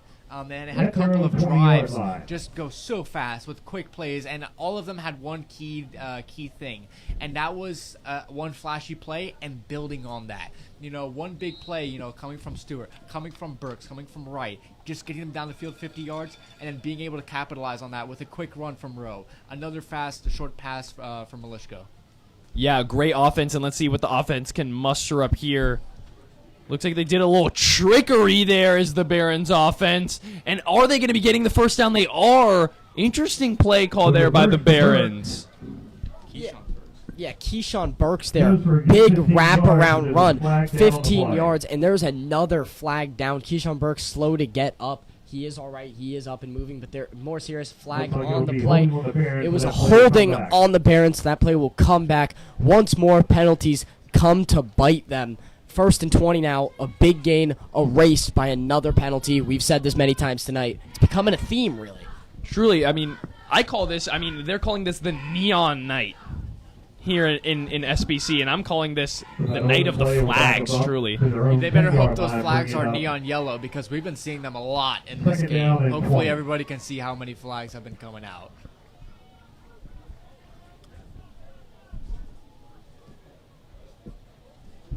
First down and 20. There's a 1st down and 20 here for the Barons. But not something that they can't handle. Flinging it, Chase Burrell is to Brendan right there, and he's going to be getting about 10 yards there, but because of the penalty, not quite the 1st down. Yeah, nice screen pass there, set up for Brendan Wright. He caught it, ran for a good 10 yards, and now it's going to be a big 2nd down and 5, and gives the Barons a lot more room to incorporate something else in their offense and maybe even take a big shot here. I mean, you think about that play just right there. 1st and 20. Most teams would have found that a struggle. We're already at the 5 for 2nd and 5 here with the Barons offense. This is definitely something like Dylan said. Take a deep shot here. I can see that happening. Do you need to do that, though, when you have Demarion Rowe, who is going to be trying to truck through the defense there, but not quite. He is absolutely tackled down to the ground. Stop at the middle by number 11, Mac Mitchell. Yeah, Mac Mitchell seems to be doing it all today on offense and defense, even a rep at quarterback early on. Brought him down and slammed him to the ground for no gain. 3rd down here for the Barons. 3rd down and 5 for the Barons. Still 3rd and 5, no gain. Let's see what they can do. Chase Burrell flinging it is... Oh, and he's going to be cutting through there is Burks. And can Burks get another touchdown? He's trying. He's trucking through the defense. And that is going to be yet another touchdown from Chase Burrell to Keyshawn Burks. Absolutely amazing night here for Burks. Yeah, Keyshawn Burks, that's his second flashy touchdown. Like I said, all these tries that they have had in common that started far back in their own zone has been a very far play for Keyshawn Burks. A great play for him, able to get deep down on the field and able to get a far big play there. Yeah, that was a simple curl route right in the middle of the field. He cut to the sideline and took it all the way out, running the safety by a mile, and that's going to be 6 and his second of the day. Another dominant game here. Another dominant first half from the Barons. There's Dominic McNally with the extra point in. It is good. That seems to be a sentence with Dominic McNally. That seems to be his bread and butter. Those 3 words right there. It is good. Dominic McNally, what an amazing kicker here. Oh, yeah, truly. I mean, he's such a young guy, a sophomore, trained by Garrett Valerio, the kicking coach, who is an alumni and kicked here for 4 years, had a couple offers. He didn't end up going to college for kicking, but he came back to his alma mater and is doing so great now. Yeah, and again, a great play from Keyshawn Burks. You know, sometimes you wish that there was fantasy football in high school and college games, because I would want to have Keyshawn Burks on my team. That guy can have a flashy play like that, and you know he's hovering around like 20 fantasy points in the first half. Great plays from him all around, and from Chase Burrell. And this SBC offense in the first half, once again, making moves and not letting any of their opponents get any points.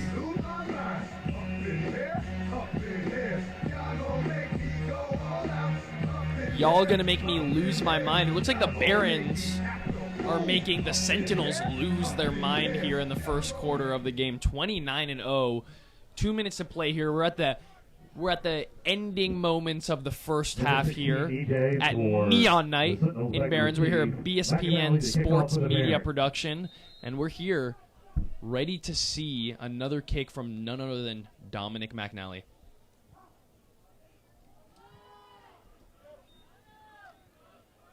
Number 16 on the Sentinels, getting stopped by a round at the 30-yard mark. Yeah, great tackle from Colton Shaw, and a good kick as well from McNally. We saw him struggling earlier from kicking out of bounds. That was right down the middle. Great pick from him, and Colton Shaw keeping that pressure up, no matter if it's special teams or on the defense. And that guy can really get to somebody if you have the ball. You got to watch out for him. It'll be 1st and 10 for the Sentinels from their own 29-yard line. Yeah, it's going to be 1st and 10 here for the Sentinels at their own 29-yard line. 2 minutes and 27 seconds remaining. A 2-minute drive is in the works here to at least this deficit go down a little bit here for the Sentinels. Truly, I mean, you don't want to see the O on the game score here. And let's see if the Sentinels can take that O away with a first down there, but they were absolutely slammed to the ground by the Barons defense. Yeah, Zachary St. John, the corner, usually playing wide receiver right now on both sides of the ball. A simple curl route, get the offense moving, and that's going to be a first down in the clock moving here. Yeah, great play there, but you got to keep it moving, you know. Clock is rolling, so you've got to get more plays down the field. Keep this momentum going like Jesse does with the Barons offense. Get quick plays out. Let's see if they can get a quick play out here. The quarterback is going to be scrambling, and he's going to be getting the first down there is Ty Williams. Look at the energy of the Sentinels right here in this drive. Yeah, great way to evade the pressure. Colton Shaw got through there, as well as someone else that I didn't really quite catch who that was. But great way to evade the pressure. He dug himself in the pocket more, got himself a lot of yards there. Now it's going to be another first down for Evangelical Christian. But again, the clock is running. Got to get it moving. A minute 30 now.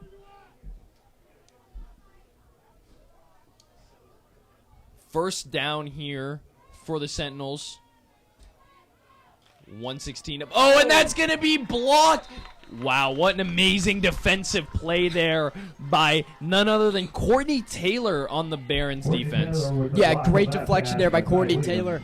The defense showed the pressure. They showed that they were coming, and they did exactly that. An all-out blitz. The quarterback had no time to react, and he just had to throw that right into Courtney Taylor's hands, and that's a blocked for a big second down. The clock stops at 1 minute and 12 for them to kind of recoup and think, what are we going to do in this second down here?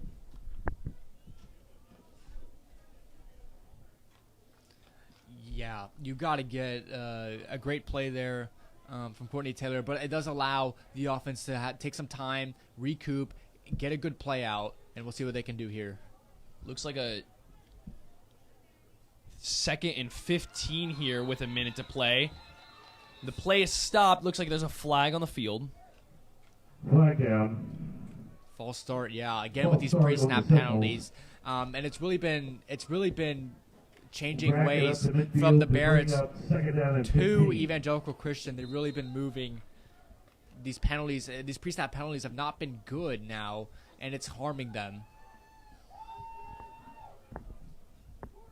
You can add that one on the tally of another one to add to the night of flags here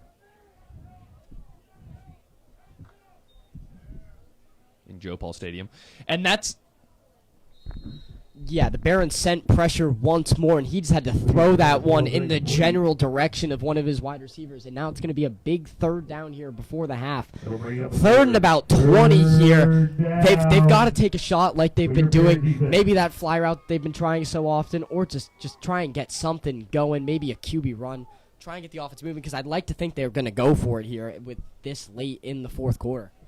Second quarter. I mean, truly, this is a big third down here again, because they have a minute left in the first half, is the Sentinels. And again, you want to put some points on the board, maybe some points at the end of the first half.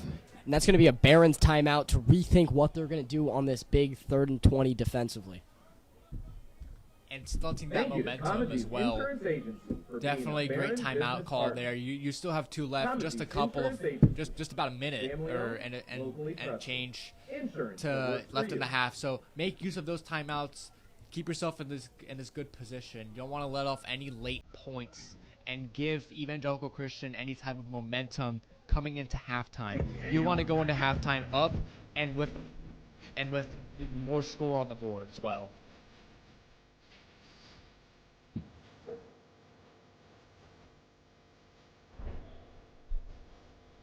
Yeah, going to the half here, if the Sentinels can't convert here, maybe they won't go for it with a 4th and 20 and they'd punt this away.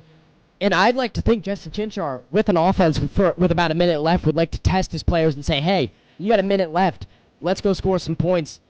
So, because that might be a test later on in the season in some closer games where you got to get down the field in a minute. So we'll see here, but Sentinels first have to convert. Will the Sentinels convert here on this third down play? Looks like he got his own team with that hard count. Not good. Moving back 5 yards. Pretty much everybody on the closer side. The Sentinels will back it up another 5 yards. Moving back, and again, this pre-snap penalties. Yeah, now it's going to be 3rd and 25 here. A quarter of the field they're going to have to get through for this first down. I mean, this is a mountain that they have to climb here with a minute left here just to get this first down.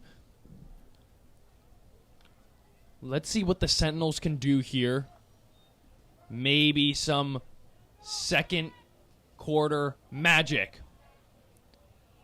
And he's going to be taken down there. But unfortunately, since they were pushed back so far, that's not going to be the first down for the Sentinels. Lem Baptist was able to... Oh, I'm sorry, Mac Mitchell. Couldn't really look at the number there. Mac Mitchell was able to grab that in and get about 15 yards, but still not enough. Still 10 yards to get to the first down line. Now, is this 4th down territory? I think it's got to be at this point, and the Barons are calling their final timeout of the half here to go through what they're going to do. I'd like to think the Sentinels are going to try here with 51 seconds left, try and get some points on the board. And I think that's really what they need. They're down 29-0. They need to get some momentum here to bring them back in this football game. I want to thank all of our viewers. It was a long rain delay that we did have, so we're glad to be able to provide this service so that you guys are able to watch this and enjoy this football game from wherever you may be watching it, your car, your house, friend's house, wherever it may be. Thank you so much, guys, for staying here with us as we bring you guys to the end of this first half.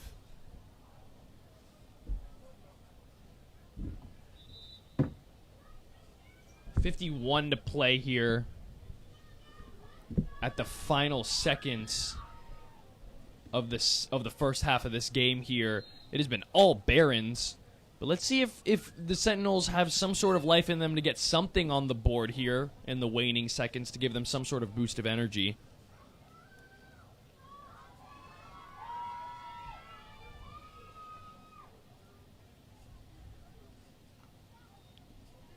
Ty Williams flinging it in the air, and his receiver, number 3, looks extremely frustrated. Yeah, and they brought the pressure once again. They find a lot of success bringing the extra men, blitzing the quarterback, and they did it once more and got to him. He had to throw it in the middle of the field, and now it's going to be a turnover on downs. 47 seconds left for this Barons offense to work, and this is going to be an opportunity here. Ref also got caught in the crossfire there from a couple of linebackers. He did get up, thankfully. Just a little tumble there. But that pressure has really been mounting up for the Barons. That 4th and 10, just nothing was open there. Completely stuffed by that defense, just outplaying Evangelical Christian. And now they have a chance to see if they can do something with this limited time on the clock. But we've seen crazier.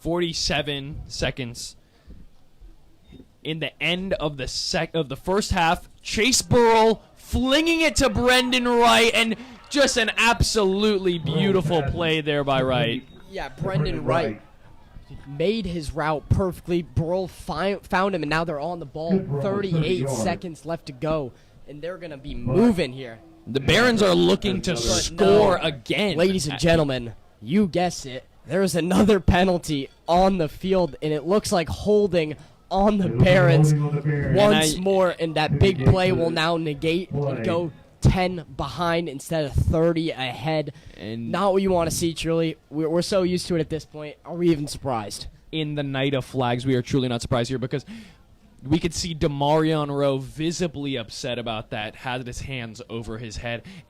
But here's the thing about the Barons. They get a setback like this, and they're going to be right on the other side of the field yet again after this play, I'm sure of it. 38 seconds to play at the end of the first half here. 29-0. Barons shutout here. Unfortunate, with the penalties, but the discipline is definitely something that needs to be improved throughout the rest of this game. Definitely something that you have to talk about in halftime and for the rest of the season.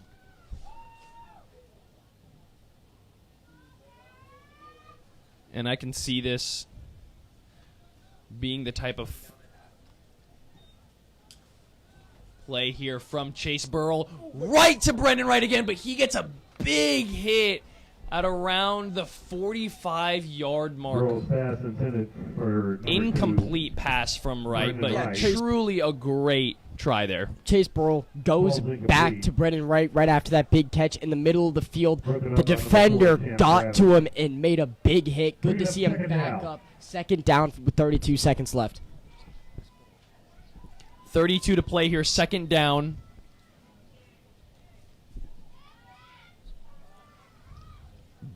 Second and long here for the Barons. Chase Burrell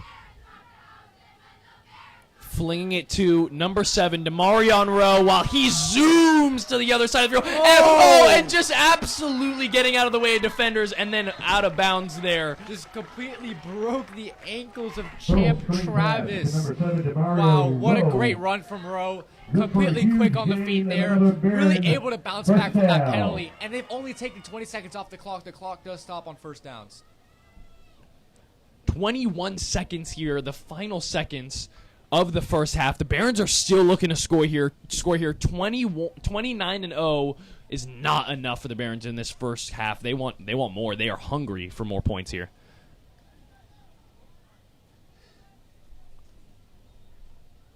Chase Burrell. A lot of time to play there. And that's going to be intended pass for number 15.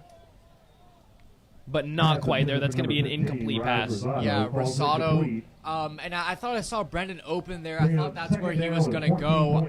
I'm pretty sure that was the better option. a lot of time there in the pocket. Offensive line gave him plenty of time to make a decision. Unfortunately, it was not the right one. Couldn't really complete that pass there. The countdown continues. 14 seconds left in the first half of this game.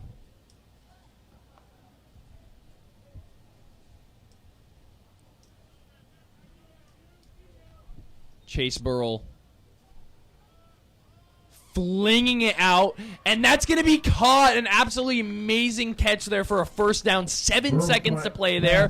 Can they still score here with 7 seconds to play? Another Baron, first down. Yeah, first down there, but more importantly, the clock is running. They stop the clock for the chain gang, but right when these chains are set, the clock is moving, and now it is the Barons' offense. Chase Burrell is running out in the field. He's not going to have enough time to snap this. It looks like Demarion Rowe snapping. What is happening? That was He's running. Oh, Demarion Rowe is He's running. running. He's going through what is going on. Interesting end to the first half there, but overall, Barron shut out 29-0 at the end of this first half. Yeah, here. definitely some miscommunication on that last play there. Chase Burrow scrambling to get back on the field. Demarion Rowe had to try and salvage something, and he's not happy about it. Took his helmet off in frustration, talking around with his teammates. But that will take us to the end of the half. 29, the Sentinels 0.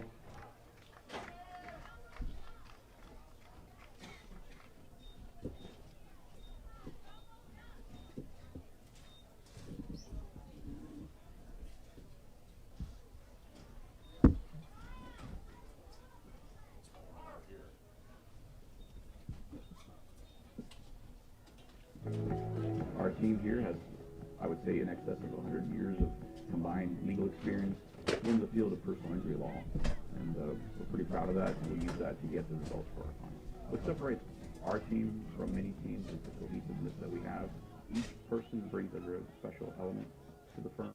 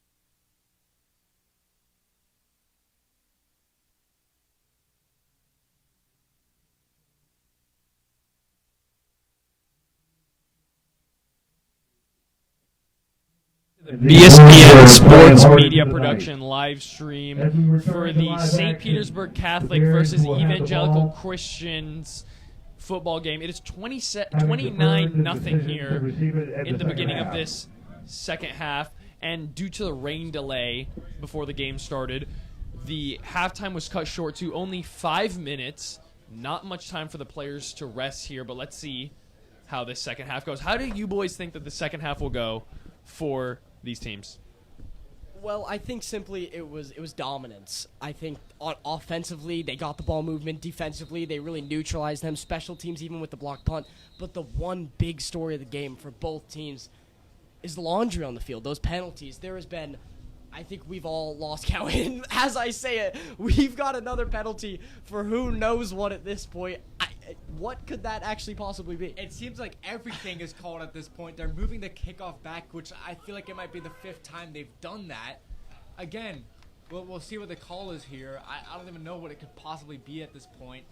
But they've moved it back to the 35 now, so it was against Evangelical Christian to start off this half with the tail of the game, a flag. Yeah, I mean, the story of the game, this game will be marked as the game of just flags, and that's what Jesse Chinchon is really going to work on after this game.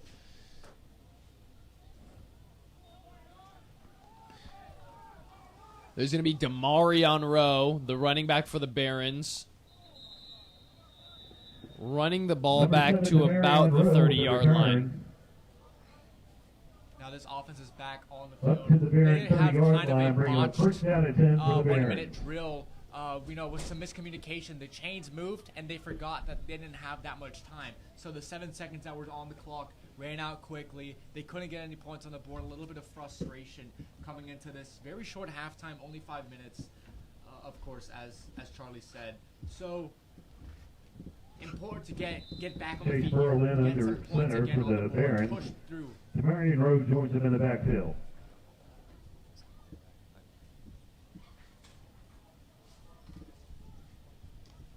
Chase Burrell. He's going to be handing it off there to Demarion Rowe. Yeah, a rare moment in this game where Demarion Rowe really got nothing going there. No gain to start this drive. But I think that's what they really need to do here. I think everyone's a little tired. Run some clock, run the ball, but give Rowe his opportunity to get some yards in this game and get some more touchdowns. He had 2 in the first quarter, and I don't think he's really done much since. It's kind of been all Keyshawn Burks. And that is correct. Chase Burrell scrambling, trying to find a target, looking for Brendan Wright there. Not quite the target. That was an incomplete pass there.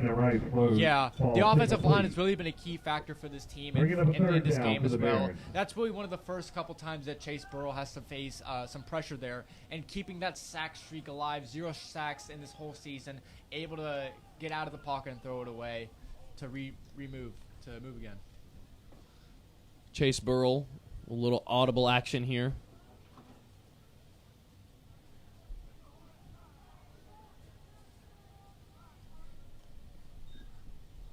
Faking a handoff to Demarion Rowe yet again and propelling it up in the air, and that's going to be caught by Urel Stewart. Yeah, what a great connection there that we've seen throughout the first 2 weeks of the season. He got through his progressions, saw his guy, threw it up top for only Urel could get it, and now it's a first down for the Barons, and they're to the line quick. 11 to play here.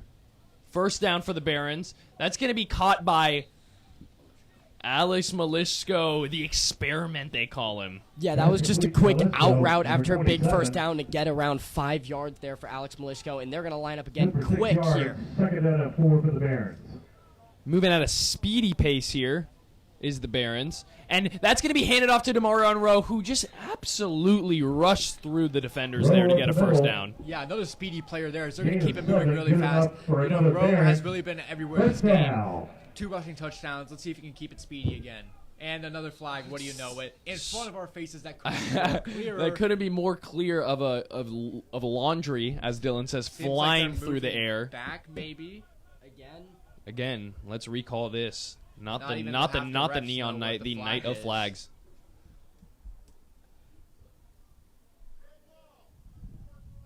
Oh. Yeah, that's going to be a dead ball on sportsman-like conduct penalty on the Barons here.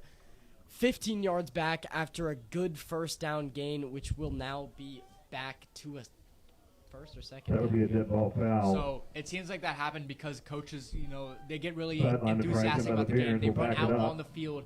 You have to stay behind that double white line. So that type of stuff can Bring up happen. first down and long for the Barons.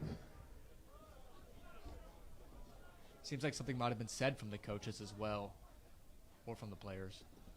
Chase Burrell flinging it into the air. Urel Stewart trying to get a hand Burrell's to pass it. intended for number 5, Urel Stewart, falls A incomplete. little bit overthrown there by Burrell. Yeah, Burrell was dead set. His eyes were on Urel Stewart right when that ball was snapped. He knew he wanted to give the ball Bring to it him. up, Just a second and little 25 for the overthrown, Barons. but if that ball was just a little closer, he had green grass to the end zone. But now it's a big third down opportunity here for the Barons early in this third quarter.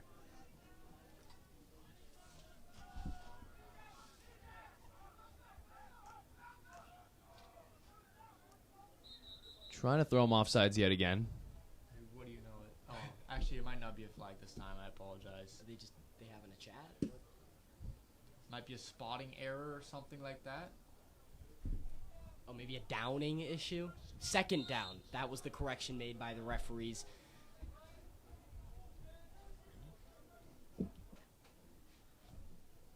Back to play here for Burrell. Handing it to Rowe, who would just with absolute speed and strength is Demarion Rowe. Marion Rowe around Pushed the out left by side. Champ Travis, the sophomore. And Good for about 17 he's yards. had a little bit of a mark on this game, had a few tackles, and he's been pretty good for Bring the up second defense. down- The third off- down the and 8. outside linebackers, 7 total tackles in the For the last Barons. game, and he's had a block punt and a safety, so he's really been able to make an impact everywhere on the defensive side.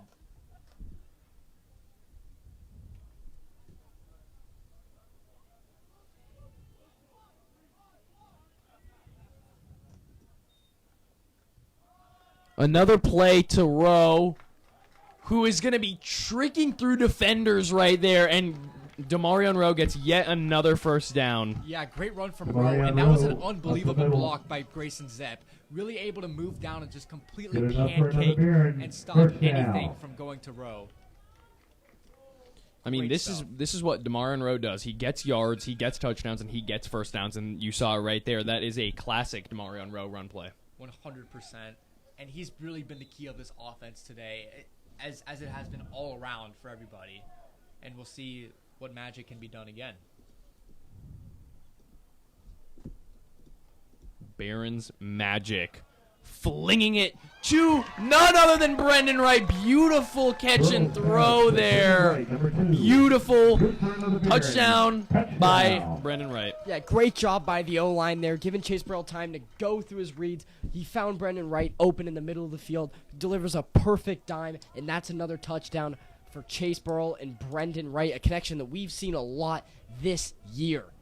Yeah, and that has really shown the type of spread that's been all around this game. Everybody on this offense has had key plays. Keyshawn Burks with the two big receiving touchdowns. Brendan Wright now with his. And, of course, Demarion Rowe with his 2 rushing touchdowns from earlier. And we're going to see McAnally 4 for 4, I believe, here. Did have the 2-point conversion. Yes. And we'll see if he can extend it once more. So 4 for 4 today.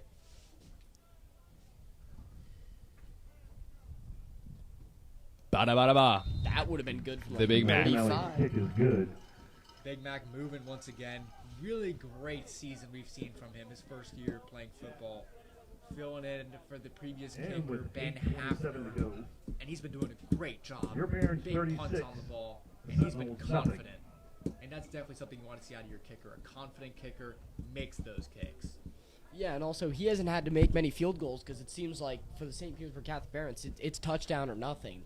I don't think they've attempted a field goal He through has 3 not. games, and they don't have to, truly, if they're putting up points like this on the board. With 8 minutes left in this game, it's looking like we will see another 40-point game, and we could be going into the 50 territories once again for this high-flying Barons offense. And we know this Barons offense can score. They average 46 points per game. They're only 10 off of that now. Just a couple of touchdowns or a touchdown PAT and a field goal. But like you said, they haven't attempted any field goals yet. McAnally has not attempted any field goals in his career, and they don't really need to. They've been great with these touchdowns. Truly fantastic with the touchdowns, but I would like to see Dominic McAnally try some field goals because, listen, what these early games are is truly getting you ready for later in the season, and that's what I really want to see out of this team. And I do have to mention here, Dominic McAnally. At 11:30 at night, there is now a running clock in the third quarter. The clock will not stop unless for an injury timeout. So now we have a running clock, and we got 7 minutes left in this quarter. One of those impacts from the rain delay, as that was a pretty solid catch and return from Elijah. Sentinels has a return Izaguirre, I believe. to the Sentinel I 25. apologize if I may have butchered that pronunciation, but that the running clock now has to be a factor in, which is really unfortunate for Evangelical Christian. If they ever think want it's to have a 26 chance back yard in this line game, period. they'd be able to First stop down the and clock, 10 and for the now that Sentinels. will not be possible. So the clock will be running until the end of the game. A very late game here due to the delay. Yeah, Evangelical Christian has not scored a point in their last two games so far. They got blown out 51-0 in their last game, and now 36-0 right now. I think right now it'd just be a moral victory to get some points on the board at the end of the day because this game is pretty much over. You know, and I really agree. And here we have Ty Williams here, the quarterback. Hasn't had the best night, but let's see if he can make something happen here in these waning minutes. And not quite there. That's going to be a good defensive play there by the Barons. Defense still Williams pulling out a pass great completed to factor. 12, Drew Irwin. Great stop there. Drew Tackled Irwin by made number that 27, catch, Alex Malisco. and they were stopped by Alex Malisco, who's been really great in this game on both sides of the ball. Has had some great Bring it pass second spots, down and 6 unbelievable for the Sentinels. tackles in important situations, and nothing has been getting through the experiment today. A great game for him all around.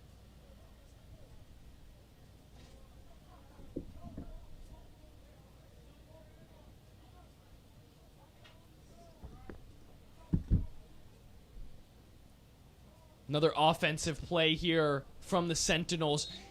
Big hit there. Yeah, that was Matt it Mitchell looks- Pass complete to number 11, Mitchell. on the great pass there. Signaling at his helmet like he Tackled might by have been number slapped or It looks grabbed. like he's getting frustrated with the Tyler refs Ross. here. Yeah, the tempers are high, unfortunately. Yeah, with a game with so many penalties, I wouldn't be surprised if another one's thrown. And now we have a timeout for a water break by the referee here. Official Just TD give the timeout teams time for to water cool break. down, get some water, and 4:56 to refuel play in the before third quarter. before probably the Barons non-stop 36, clock until the end of this third Sentinels 0. quarter here. Yeah, it seems like that might be it. It just turned 11:31, so now as the PA guy will say, we will have to have a running clock due to noise laws around in this neighborhood. But St. Petersburg Catholic High School boosters appreciate your support. Yeah, I mean, just to Not only for the recap this school, but game, the truly, kids tonight. it's been dominant Thank you for since your the first dedication snap. Start the with game, they weather went down the today, field, early. got a touchdown, and then immediately blocked punt, another touchdown for Demarion Rowe. What a great start for him. And then ever since, it's really just been dominant.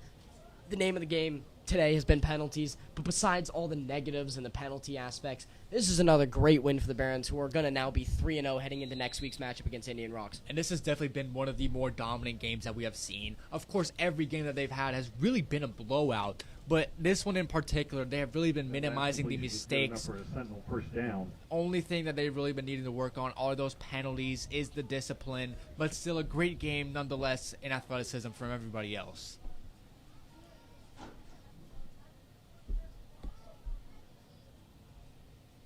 Ty Williams flinging it out to number 12 on the Sentinels team, and that's going to be a first down for the Sentinels. Yeah, Drew Irvin there got some space on that slant route and got the catch. And that was, that was great truly for Ty here because the Barons were sending the blitz. Colton Shaw and Alex Malishko at the linebacker position both collapsed onto the quarterback. The quarterback went through his reads, got the slant route, and that's a big first down, and that's a big morale boost for him just to get back into the game. I mean, really, that's what the ending minutes of this game is all about, is to somehow boost the morality, bring this team up a little bit. And I think the way that they can do that, the Sentinels, is get some points on the board. Yeah, you don't get a wanna be shut touchdown, out. get a field goal, get something that they can write home about and say, that's something that we can improve on. What do you know, guys? And there we go. The night of flags, ladies and gentlemen, And strikes that is a again. false start here on the offense after a That'll be a false nice start on gain the there. Sentinels. It's going to be 1st and 15. That flag, I mean, the ref's Back in back the is mud, 5 legitimately more yards. tired from picking up how many Second down, flags he has 15. had to pick up today. Especially those pre-snap flags from both sides. It really has been just pre-snap and post-snap flags all around for both teams, but now it has been more leaning in the side of Evangelical Christian.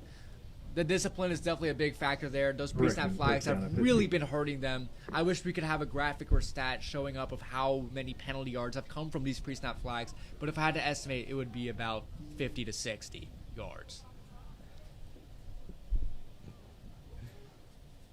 Ty Williams trying to get a flag for the other team to make them jump off sides. Passing it to number 11, but he takes a big hit there by the Barons. Yeah, Keyshawn Brooks was really able to stuff Mac Mitchell, number one, who has really Keyshawn been a Brooks. pretty good highlight of this game. Mac Mitchell all around the Swiss Army knife, as I will be calling him for the rest of the night.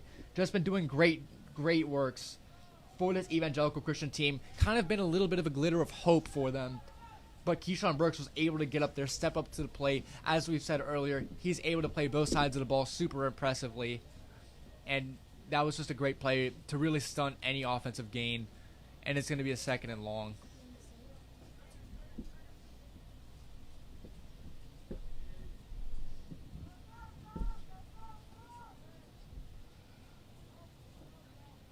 Second and long here, 1:50 to play. And that's going to be a nice catch by number 4 on the Sentinels. Did he get the first down? Not quite. And look at that. Yet another flag on the Williams play. had completed A lot of number 4, yellow Travis. flags that we're seeing flying all over the place tonight. Yeah, Michael Hillo, though, with a Flag. great catch up there, we're able to get up there. The flag does not seem like it will be pushing anyone back. Yeah, it's a face mask on the defense, so it'll Foul actually be a face mask push on the forward Barons. and a Go first tackle down, to the moving end the of the run. chains. A great look for Evangelical Christian, moving up, able to overcome that initial offside penalty, get the first down, and that's really good to Toby see. Crickman 10 at the Baron 25. Again, at you the really Sentinels. just need to get into this touchdown here, get into this end zone, get some points on the board, at least a field goal at the very least. Get some morale boosting because they got shut out in the last game. You don't want to be shut out 2 games in a row. No, that is not something that Ty Williams and the Sentinels want here. 55 seconds to play, a non-stop clock here. Flinging it in the air. And that's going to be out of bounds there. Incomplete catch there. Yeah, that from was the Sentinels. great defense there by Jared Salmon. Travis Paul He complete. stuck to him like glue, had the pass way out of bounds. No way that was going to be caught, and now it's going to be 2nd and 10 here for the Sentinels with the clock 30 seconds left. They will be running another play, I hope, here before the end of this quarter. And right now, they're really close to the red zone again. Their second really opportunity around this area. Do we think they can finally, maybe notch on 3 or even a good 7 here? Well, that's definitely what you want to have, though. Ref has stepped in the middle of the huddle. I don't really know what quite is happening, but it seems like this clock will run down till the end of the quarter, unless they can get a very quick snap off with 5 seconds left. But yeah, it doesn't seem like that's going to happen. And that's going to be the end of the third quarter. And that's the end The of team looks a third little bit quarter. confused on why the clock wasn't stopped, but it is because of the rain delay. Barons The 36, clock Sentinels 0. Was not We'll get stopping, back and it early won't to stop for begin this the fourth quarter. fourth and final quarter here, and that's because, unfortunately, there was a long rain delay before this game. And also with that long rain delay, we do know that they have trying to start the tradition of the Penn State, the Wisconsin jump around that they have been doing at the end of the third quarter, but they have not been doing that today because of the rain delay. And Yeah, and also due to the neighborhood, truly, we can't even have music on the field anymore to hype these players up. But truly, the only thing that needs to hype them up is that scoreboard over there saying 36-0 for the home team, St. Petersburg Catholic Barons. And for this last 12 minutes, I think everyone in these stands and on this field wants it to go nice and swimmingly, no one injured, and for St. Pete Catholic to show some more glimpse of greatness here.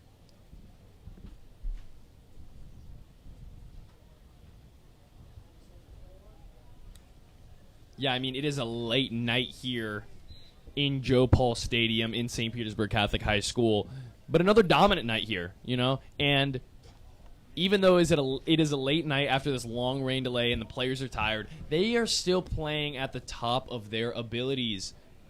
Yeah, great way to overcome all of the problems that I've had.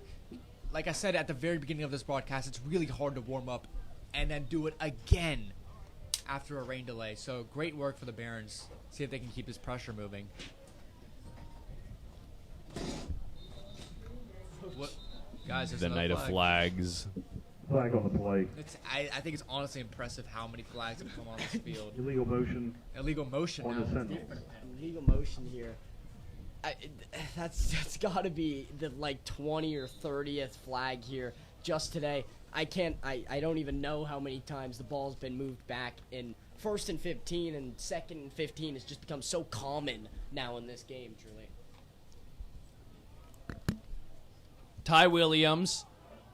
And that's going to be an interception. No, incomplete. Incomplete Tylen by the Huff Barons. almost got to that one. He has been great today Williams with a couple of key tackles. Just couldn't keep his feet in there. He is not happy about that, but still a great play nonetheless. Got to keep your head moving, keep it forward.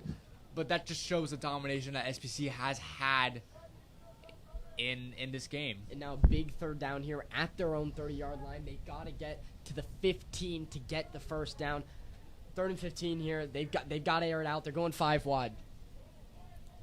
Yeah, Ty Williams in this big third down play here with 10 to play in the game. Oh, and gets sacked. Absolutely beautiful play there by number 44, Colton Shaw. And Colton Shaw has had an absolutely amazing night here, guys. Yeah, they ran the running back option here, and the quarterback just took to the right side, and Colton Shaw absolutely lit him up. He read it like a book. He's still on the ground. We hope he is okay. But Colton Shaw, man, what a game and what a season for him truly so far. Yeah, a big, tough hit there. It was a clean hit. So there was not a penalty on that one, but unfortunately, the quarterback is down, has stayed down for a while there. Seems to me maybe something with that leg, stretching it out. A tough hit to take, especially late in this game. Already down 36-0.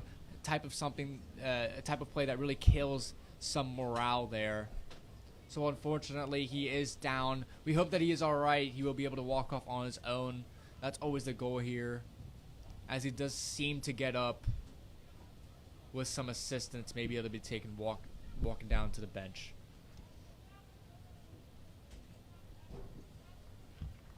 Yeah, he is now up and moving. The claps from each sideline, great to see. And now the clock is back and moving. Now, who will we see at quarterback? Will we see back to number 11, Mac Mitchell? Or will we see a different look here? I mean, Mac Mitchell, he's been an interesting player to watch in this game because he was played all over the field. Yeah, on the offense, on the defense, a little bit of shot at quarterback there. We've seen some people. We've seen DeMarion Rowe tonight at quarterback for a split second by accidental quarterback there. That would have been interesting to see. But, yeah, who do we have here on the Sentinel? Yeah, speaking of quarterback here, when do we see Chase Burrell's night end? Because, I mean, at this point in the game with a wet field, the injuries... I agree here, and that was just proven. That was just proven by the Sentinel here, though. And none other than Mac Mitchell, playing all around the field tonight, is back, and absolutely amazing little scramble there. But since they were... And look at that. The night of flags strikes yet again. Another flag flown into the air. But a man down. I believe that might be Courtney Taylor flailing his arms around. Do not want to see that. Either Courtney Taylor or Davion Frazier. I can't really make out if that's an 8 or a 9. Unfortunate there. It was still a great slip play from Mac Mitchell. Has been all around doing pretty well this game despite the team score. But unfortunately, these injuries might be starting to pile up here at the end of this game, which is unfortunate on both sides. Yeah, and I think there's a moment in this game where you got to think, you're up 36-0. This game's pretty much over. I think it's time to take out those guys that you're going to need down the stretch. For example, a guy like Courtney Taylor or Davion Frazier. I mean, these are names that you need to see on the stat sheet come week 8, week 9 when those games really matter. I believe it is Frazier, yes. It is Davion Frazier. We hate to see that. But a moment like this with a wet field, the risk on your players is just not worth the reward of putting up a couple extra points here. I mean, truly, you're already going to win the game in dominant fashion either way. 9 minutes to play here, and I don't think it's a smart move to have someone like Frazier, to have someone like Chase Burrell, or any of these star players out there on the field. Yeah. And I feel like that might be something that might have been communicated. We saw Courtney Taylor come off of the field, and he said something to his coach, a little bit frustrated, and I could infer that it was something along the lines of, come on, man, we already got this game won. Why are we still risking these injuries? And it's something unfortunate. Yeah, now as you can see, all those starters are going to take their seat on the bench and give an opportunity for some of those players that aren't getting as many minutes some time to really show their skills and show what they're made of here late in the game. And a great thing to see is Davion Frazier is up and moving with a limp, but it's good to see him Frazier appears up to be and okay moving again for here. him. Yeah, and he was on the ground for a while there, but it is great to see such a great player like him up and limping again. But hopefully he'll be good and healthy for the next game. First down and 10 for the Barons. 1st and 10 here for the Barons. On the other side of the field, there's 8:45 to play here. The clock is not stopping because of the rain delay. And that's going to be handed off to Demarion Rowe. Demarion Rowe and Chase Burrell still in this game, even with 8 to play in a dominant win. Rowe, Yeah. up the middle. Rowe really 56 couldn't get yards. much of a run over there. Kind of Bring got up second picked down up from field. the entire defensive line and linebackers included, as well as his own offensive line pushing forward. That great little scrum. But keeping pushing here, I guess, is St. Pete Catholic. They want to get more points on the board, keep that PPG up. And, that's what St. Pete Catholic is all about, is getting those points. Chase Burrell trying a little Burrow's pass to the- pass there, just but a slight not quite. miscommunication on the play action pass there to Rise Rosado. Just a little too out in front of him. He Third couldn't down get his hands on and the 4. ball, and that's going to be a 3rd down and 4 here for the Barons. This is where you can practice your 3rd down, see how good you are at converting against a team like Sentinels. Trying to get them offsides, trying to add even more tallies to the night of flags here in Joe Paul Stadium. Demarion Rowe at the end of the game still breaking through, and that looks like it's going to be another touchdown for Demarion Rowe. Look at that, number 7 Rowe, the flash tonight with absolute amazing speed. Yeah, his second game straight with 3 touchdowns. He cut to the inside, back to the outside, got to the sideline, and ran with it for about 70 yards until he got into the end zone. That's 3 touchdowns on the day for him. 42 points and counting for the St. Petersburg Catholic Barons as Dominic McAnally looks to tally on another one. Or is the offense on the field? Looks like they might be going for 2 again. Why? They're going for 2 because that's really the energy of this new team. They're all about grit. Oh, they're wait, all no. about passion, and that's what they're going for They're here. not. I apologize. I No. did tell him that I thought they were going for 2 because I saw Burrell on the field, but I did forget he is the holder for Dominic McAnally. Let's see if he can drill another one in there. We apologize for the miscommunication here. Dominic McAnally, Unbelievable. his McAnally favorite takes 3 the point words. and It it's is good. good. The Big Mac attack, once again, drilling it through. 6 Perfect minutes to go today. in the game. Done a great job of just getting that ball up through the uprights. 5 for 5 on the day. Just a job well done all around, especially on the special teams front. That they have really been able to stop the mistakes, the silly mistakes that they've had all through last game. Yeah, and I think a positive for the Barons is the penalties have gone down in the second half for them. I can't count on my fingers how many there was in the first half for both of those teams. But now in the second half, it looks like the Sentinels are getting the bulk of those penalties, and the Barons have really cleaned it up. And that's probably a result of Jesse Chinchard talking to them at the half and saying, guys, we're dominating this game. We just got to stay disciplined, and that's what they're doing here. Again, 5:25 to play here in the game. The clock is not stopping due to the rain delay again. Now, amazing performance again here by the Barons. We have Dominic McAnally going for the kick.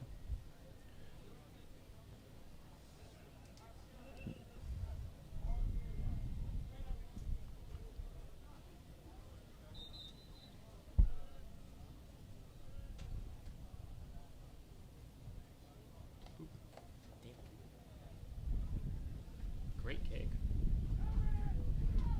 And it's going to be returned, and that's going to be number 16 on the Sentinels with a good run there at around the 45-yard line. Yeah, great run there by Elijah Zaguire. And that was an amazing play just to get the Sentinels moving a little. They're at the halfway point in the game. 4 minutes left. I think Sentinels here would really just want to look at some positives on their offense here, try some plays that they're maybe not so used to, and really just look for the next one. Yeah, this is definitely a type of play where you can start to experiment around with your offense. This game is pretty much already done. The clock is running at not anymore. Actually, it has stopped at 4:17. Must be We a got a water water break. break. Yes. So The 4:17. team needs their water. Yeah, it is important to stay hydrated in this late affair. It has started to get warmer again. And this is definitely the type of play for both sides. You start experimenting, see some things that might work that you might not have thought of. It's kind of a little bit of an element of practice now.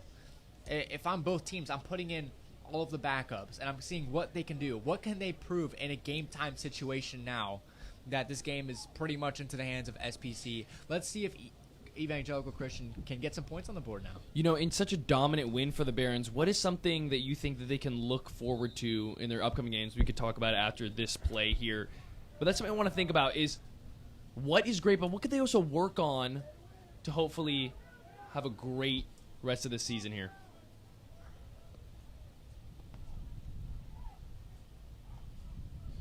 And we have a nice little run there from Tice Harris on the Sentinels. And, Tice Harris has had some good little runs here tonight, been a good running back, but truly just been stopped by the Barons defense all night. Yeah, Tice Harris in their win 29-0 against FBA 2 weeks ago. 13 carries, 121 yards, and 2 touchdowns. Great week for him. Today, not that same result, but also take a look at the St. Petersburg Catholic defense. The starters are out. This is a new, young defense of guys that are really trying to make a name for themselves on this roster. Hand it to Harris again. Trucking through defenders is Harris. And does he get the first down? Just short, I believe. Just short of the first down is Tice Harris. So I want to make another note that we do have our third quarterback playing now for Evangelical Christian. It is Michael Hilla. We have seen him play a little bit of wide receiver and a little bit of middle linebacker, and now we've got another player stepping up to the plate to see what he can do now through this offense. See if he can get some movement going now. The third quarterback of the night for the Sentinels. Fun little quarterback room there with the Sentinels. Let's see what he can do. And it looks like they're going to be continuing to give it to Tice Harris, who's been had a great drive here at the end of this game. Yeah, with this secondary St. Pete Catholic defense, it looks like they're really running it with Tice Harris, and he's finding a lot of success. Obviously, we know he's a great running back based on his production in that FBA game where he had 2 touchdowns and 131 yards. Not the same result today, but with this second defense in, he's finding a lot more success. Yeah, truly, and it was smart to put the second defense in, as we were saying earlier. No reason to continue to injure the players. And let's see, with that second defense, and in the final minutes of this game, if the Sentinels can possibly finally put some points on the board. With their quarterback, number 3, trying to pass it out there. He was about to get sacked, but not quite a target. Yeah, there's the flag coming in. I assume it's for intentional grounding. Courtney Taylor got to him really quickly, and he was able to put a lot of pressure on him, got both his hands around his hips, and right when he was making the tackle, he was able to release the ball, but I believe it might be movement back as the refs start to discuss if it is an intentional grounding, and we'll let you know the call now. And for the morality and for the glory of this team here in the final minute of this game, this is your game. This is your game. Getting this touchdown in this last minute That's a little win for you, okay? So they have to put all their focus in on thinking that this is it. This 1 minute here is their game, and let's see if they can do it. Let's see if they can get this touchdown here with 58 seconds left in the game. The Sentinels trying to fire back after a night of dominance. Flinging into the air, and the pass was tipped away. And is that going to be a fumble recovered by the Barons? That is an interception by Ian Mankin. It kind of just fell into his hands. An unfortunate play there. The wide receiver was bobbling the football, and it just fell into the hands of Ian Mankin, and that's going to take us to the end of the game. Yeah, the first turnover game, such a wild back-and-forth game, but that's the first turnover. And the Barons are not going to see the field once more. They're going to let this last 20 seconds run out. And the final score from Joe Paul Stadium, St. Petersburg Catholic 43, the Sentinels 0. And another dominant performance from the Barons, and that was another night of BSPN sports media broadcasting, and we will see you right here again from Joe Paul Stadium next week for another home game for the St. Petersburg Catholic Barons. We will see you then, but until then, we've had another dominant night here, another great night here in Joe Paul Stadium, and we are excited to see how this Barons team continues throughout the season. I'm Charlie King, Pascual de Rojas, and Dylan Hutchinson. Have a good night, and let's